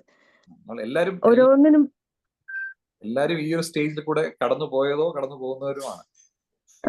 പിന്നെ ഇവിടെ കുട്ടികൾക്ക് ആക്ച്വലി നിറയെ എൻഗേജ്മെന്റ് ഉണ്ട്. ഇൻ ദ സെൻസ് ഇസ്കോണിന്റെ പ്രോഗ്രാംസിനെല്ലാം ഇസ്കോൺ ഇവിടെ പുറമെ പബ്ലിഷ് ചെയ്തിട്ടല്ല, ഹിഡൻ ആയിട്ടാണ് നടക്കുന്നത്. എപ്പോഴും ഏതെങ്കിലും ഒരു മുസ്ലിം എന്താ പറയുക ഒരു വലിയ ആളെ കൊണ്ടുവന്നിട്ട് ഒരു കൾച്ചറൽ പ്രോഗ്രാം എന്നുള്ള രീതിയിലാണ് ഹാളിലൊക്കെ ഇവിടെ പ്രോഗ്രാം നടത്തുന്നത്. പക്ഷെ ഇതിൽ കുട്ടികൾക്ക് സർവീസ് ഉണ്ടാവും. കുട്ടികൾ എന്തെങ്കിലും ഒരു പാസ് ടൈം അല്ലെങ്കിൽ ഡാൻസ്, പാട്ട്, അത് ഇതൊക്കെ ആയിട്ട് ദേ ആർ എൻഗേജ്ഡ്. അപ്പോൾ ഒരു ഫെസ്റ്റിവൽ വരുമ്പോൾ കുട്ടികളെല്ലാം പലയിടത്തുമായിട്ട് പ്രാക്ടീസ് ചെയ്ത് പ്രിപ്പയർ ചെയ്ത് എന്നിട്ട് അവര് പ്രസന്റ് ചെയ്യും. അപ്പൊ ഇവിടെ നിൽക്കുന്നിടത്തോളം ഇവർക്ക് ഒരു എൻഗേജ്മെന്റ് ഉണ്ട്, കുറച്ചൊക്കെ ഒരു ഇന്ററാക്ഷൻ ഒക്കെ ഉണ്ട്. പക്ഷെ ഇവിടെ നിന്ന് മാറുമ്പോഴത്തേക്കും ഇങ്ങനെ അല്ല. അത് ഭയങ്കര കൺസേൺ ആണ് എനിക്ക്. അപ്പൊ അത് കാരണമാണ് ഞാൻ ഇങ്ങനെ ചോദിച്ചത്. നാട്ടിൽ വന്നപ്പോഴും അതെ, ഐ മീൻ അറ്റ്ലീസ്റ്റ് ടെമ്പിൾ ഉള്ളത് കാരണം ഇറ്റ് വാസ് കൈൻഡ് ഓഫ് ഒരു കണക്ഷൻ ഉണ്ടായത്. പിന്നെ ഇടയ്ക്കിടയ്ക്ക് ഞങ്ങൾ മസ്കറ്റിലേക്ക് വന്നു പോവായിരുന്നു, 2 പ്രാവശ്യമെങ്കിലും വരും. വരുമ്പോ ഇവിടെ അവർക്ക് പ്രഹ്ലാദ് നാടകം, പ്രഹ്ലാദും നരസിംഹവും ഒക്കെ ആയിട്ട് ഇവർ അഭിനയിച്ചിട്ട് നാട്ടി വരും. അപ്പൊ കുറച്ച് ദിവസത്തേക്ക് അതുണ്ടാവും. പിന്നെ ടെമ്പിളിൽ വരുമ്പോ ഫ്രണ്ട്സ് എല്ലാം ഡിവോട്ടീസ് ആണ്. അപ്പൊ അവിടെ എനിക്ക് ബെറ്റർ ആയിരുന്നു. പക്ഷെ ഇനി അങ്ങോട്ട് പോകുമ്പോ കോളേജസിലേക്കൊക്കെ പോകുമ്പോ എവിടെയാ എങ്ങനെയാണെന്ന് നമുക്ക് പറയാൻ പറ്റില്ലല്ലോ. അപ്പുറം ഇവരുടെ ഇതനുസരിച്ചിരിക്കുമല്ലോ. അപ്പൊ പേടിയാണ്. അത് കാരണം ഞാനിങ്ങനെ ആ ഒരു ഇഷ്യൂ ചോദിച്ചു എന്നേ ഉള്ളൂ. പിന്നെ കോളേജസും ആക്ച്വലി ഞങ്ങളുടെ കൂടെ ഉള്ളവരിൽ പലരും ഇങ്ങനത്തെ 2-3 കോളേജ്, ഒന്ന് ചെന്നൈ തഞ്ചാവൂർ ഒരു കോളേജ് ഉണ്ട്, എഞ്ചിനീയറിംഗിന്റെ ആണ്. അത് ഫുള്ള് ശ്രീ വൈഷ്ണവർ പോലത്തെ ആൾക്കാരാണ് നടത്തുന്നത്. എവറിത്തിങ് ഫുഡ് ഉൾപ്പെടെ നോ പ്രോബ്ലം. അങ്ങനെ പറഞ്ഞിട്ടുണ്ട്. പിന്നെ അതുപോലെ പുനെയിൽ ഒരു 1-2 കോളേജസ് ഉണ്ട് വോയിസിന്റെ ഒക്കെ ഇതില്. പിന്നെ പല NITസിലും വോയിസിന്റെ ക്യാമ്പ്സ് ഉണ്ട്. അപ്പൊ ഹോസ്റ്റൽ ഇല്ലെങ്കിലും ക്യാമ്പിൽ നിന്നുകൊണ്ട് ഇവർക്ക് പ്രസാദം പ്രോഗ്രാമും ഒക്കെ അങ്ങനെ അറ്റൻഡ് ചെയ്യാം. പക്ഷെ അവിടെയൊക്കെ എത്തിപ്പെടുന്നത് നമ്മുടെ കയ്യിലല്ല. അത് പിള്ളേർ എഫേർട്ട് എടുക്കണം. നമ്മുടെ തലവര പോലെ ഇരിക്കും. We can really say that will get through it. അപ്പൊ അത് അങ്ങനെ ഒരു കൺഫർമേഷൻ ഇല്ലാത്തടത്തോളം എനിക്ക് ഈ വറിയുണ്ട്. ഹൗ ടു എന്നുള്ളൊരു ഇതുണ്ട്. അത് കാരണം ഞാൻ ഇങ്ങനെ പറഞ്ഞു എന്നേ ഉള്ളൂ. Positive things are there, but എപ്പോഴും കിട്ടുമോ നമുക്ക് പറയാൻ പറ്റില്ല. We have to prepare them anyways. ഇത് മതി പോവാൻ. താങ്ക് യു മാജി, വളരെ നല്ല പോയിന്റ്സ് ആണ് മാജി പറഞ്ഞത്. മാജി, എനിക്ക് ഇതില് കൺക്ലൂഷൻ ആയിട്ട് ഒരു പോയിന്റ് പറയാനുള്ളത്, ഇപ്പോ ഒരുപാട് ഇടത്ത് നല്ല നല്ല പിള്ളേരുടെ പ്രോഗ്രാം നടക്കുന്നുണ്ട്. പക്ഷെ ഞാൻ 1-2 ആൾക്കാരുടെ അടുത്ത് ഈ പിള്ളേരുടെ പ്രോഗ്രാമിന്റെ സിലബസ് ഞാൻ ചോദിച്ചപ്പോ അവര് കീപ്പ് ചെയ്യുന്നു, ഒരിക്കലും അവര് പബ്ലിഷ് ചെയ്യാൻ തയ്യാറല്ല. അപ്പൊ അങ്ങനെ നമ്മൾ ചെയ്യാതെ നമ്മൾ പിള്ളേരുടെ പ്രീച്ചിങ്ങിന് താല്പര്യമായിട്ട് മുന്നോട്ട് വരുന്ന ആൾക്കാരെ നമ്മൾ പ്രൊമോട്ട് ചെയ്യാൻ വേണ്ടി അവരുടെ ആരുടെങ്കിലും കയ്യിൽ അതിന്റെ മെറ്റീരിയൽസ് ഉണ്ടെങ്കിൽ, സിലബസ് ഉണ്ടെങ്കിൽ, അതിന്റെ ടെക്നിക്ക് ഉണ്ടെങ്കിൽ തീർച്ചയായിട്ടും താല്പര്യപ്പെട്ട് വരുന്നവരെ പ്രൊമോട്ട് ചെയ്യാൻ വേണ്ടി അത് കൊടുത്ത് സഹായിക്കുകയാണ് നമ്മൾ ആദ്യമായിട്ട് ചെയ്യേണ്ടത് എന്നാണ് എനിക്ക് പറയാനുള്ളത് ഈ അവസരത്തിൽ. അപ്പൊ അങ്ങനെ ഓരോരുത്തരും നമ്മൾ അങ്ങോട്ടും ഇങ്ങോട്ടും അവരുടെ ഉള്ള മെറ്റീരിയൽ, പിള്ളേരെ പഠിപ്പിക്കുന്ന മെറ്റീരിയൽസ് ഉണ്ടെങ്കിൽ പരസ്പരം ഷെയർ ചെയ്യുകയും തമ്മിൽ ഒരു അണ്ടർസ്റ്റാൻഡിങ് ഉണ്ടാവുകയും ചെയ്യുകയാണെങ്കിൽ തീർച്ചയായിട്ടും നമുക്കിതിനെ ഒരു ഗംഭീരമായിട്ട് ഒരു മൊമെന്റം നമുക്ക് എല്ലാവർക്കും വിചാരിച്ചാൽ കുറച്ചൊക്കെ ചെയ്യാൻ പറ്റുമെന്ന് ഞാൻ വിശ്വസിക്കുന്നു. നമുക്ക് എന്തായാലും ഒരു ഓൺലൈൻ വഴി, മാതാജി പറഞ്ഞല്ലോ, നേരിട്ടല്ലെങ്കിൽ ഓൺലൈൻ വഴിയെങ്കിലും ഉണ്ടായിരുന്നെങ്കിൽ പിള്ളേരെ വിടാമായിരുന്നു എന്ന് പറഞ്ഞല്ലോ. അപ്പൊ നമുക്ക് തിരിച്ച് ഒരു നല്ലൊരു ഓൺലൈൻ പ്ലാറ്റ്ഫോം ഒന്ന് നമുക്ക് സെറ്റ് ചെയ്ത് അതിന്റെ സിലബസും കൂടെ നമുക്ക് ഒന്ന് സെറ്റ് ചെയ്യാം. നേരിട്ട് നടത്തുന്നതാണ് നല്ലത്. നേരിട്ട് നടത്താൻ പറ്റാത്ത സിറ്റുവേഷനിൽ 1-2 പിള്ളേരെ ഉള്ളൂ, സ്റ്റാൻഡേർഡ് ആയിട്ട് ഒരു ക്ലാസ് ഉണ്ടെങ്കിൽ വിടാമായിരുന്നു എന്നുള്ള ആ ഒരു പ്രശ്നം സോൾവ് ചെയ്യാൻ വേണ്ടി ഇതിനകത്ത് തന്നെ വരുന്ന നല്ല നല്ല ഡെഡിക്കേറ്റഡ് ആയിട്ടുള്ള മാതാജിമാരെ ഉൾപ്പെടുത്തി നമുക്കൊരു ഓൺലൈൻ പിള്ളേരുടെ പ്രോഗ്രാംസും കൂടെ സ്റ്റാർട്ട് ചെയ്യണമെന്നാണ് എന്റെ വിനീതമായ അഭ്യർത്ഥന. നിങ്ങളുടെ അഭിപ്രായം എന്താണ്? നമ്മൾ സപ്പോർട്ട് ചെയ്യുന്നു പ്രഭു പറഞ്ഞ പോലെ ആ ഒരു ഫ്രെയിം വർക്കിനകത്ത് നിന്ന് സെർവ് ചെയ്യാൻ നമ്മൾ തയ്യാറാണ് ആ ഒരു ഇതിൽ. അപ്പൊ പ്രഭു വേണമെങ്കിൽ വേറൊരു സെപ്പറേറ്റ് മീറ്റിംഗ് ഇതുപോലെ നമുക്ക് വേറൊരു അവസരത്തിൽ വെച്ചാല് നമുക്ക് ഒരു ചെറിയൊരു ഗ്രൂപ്പ് അതുപോലെ വർക്ക് ചെയ്യാം. May be online offline meeting എന്തെങ്കിലും. ഹരേ കൃഷ്ണ പ്രഭു, ഞാന് കുറെ നാള് മുമ്പ് വരെ ഈ യൂത്ത് എന്ന് പറയുമ്പോൾ ഇവിടെ 7th സ്റ്റാൻഡേർഡ് ഓൺവേർഡ്സ് കോളേജ് വരെ പോകുന്നവർക്കുള്ള ക്ലാസ്സസ് ഞാൻ എടുക്കുന്നുണ്ടായിരുന്നു, വീട്ടിലും പലയിടത്തായിട്ടും. പിന്നെ അത് കൊറോണ സമയത്തോടു കൂടിയാണ് സ്റ്റോപ്പ് ആയത്. അപ്പോൾ അതിന്റെ മെറ്റീരിയൽസ് എൻ്റെ കയ്യിലുണ്ട്. ഭാഗവതം ബേസ് ചെയ്തിട്ടുള്ള സ്റ്റോറീസ് ആണ് മെയിൻലി ഉണ്ടായിരുന്നത് ഇനിഷ്യലി. അതും എൻ്റെ കയ്യിലുണ്ട്. അതൊക്കെ ഞാൻ ഷെയർ ചെയ്യാം. ഇൻ കേസ് സർവീസ് ഉണ്ടെങ്കിൽ പറ്റുന്ന രീതിയിൽ ചെയ്യാം. എനിക്ക് കമ്മിറ്റ് ചെയ്യാൻ ഇപ്പൊ പറ്റില്ല, കാരണം ഞാൻ ഇവിടെ ഇപ്പൊ ഒറ്റയ്ക്കാണ് നിൽക്കുന്നത്. അപ്പോൾ പറ്റുന്ന രീതിയിൽ ഞാൻ കോൺട്രിബ്യൂട്ട് ചെയ്യാം പ്രഭു. ഹരേ കൃഷ്ണ.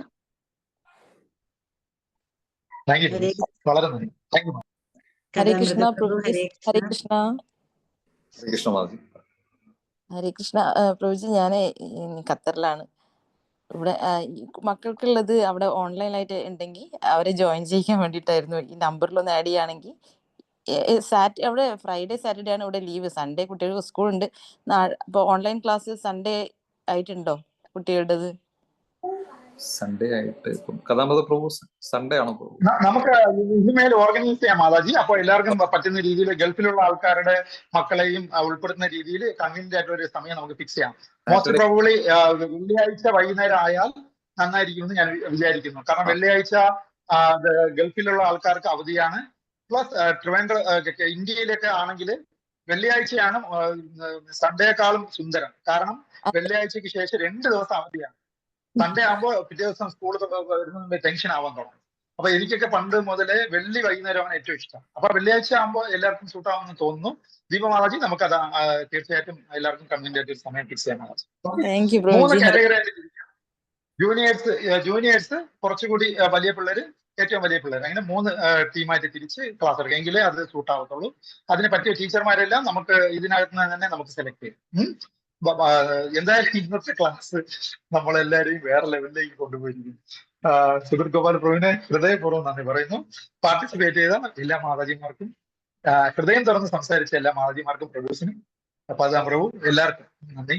നമുക്ക് അടുത്ത ലെവലിലേക്ക് പോകണം. നന്ദി പ്രഭുജി. Thank you പ്രഭുജി. ഹരേ കൃഷ്ണ.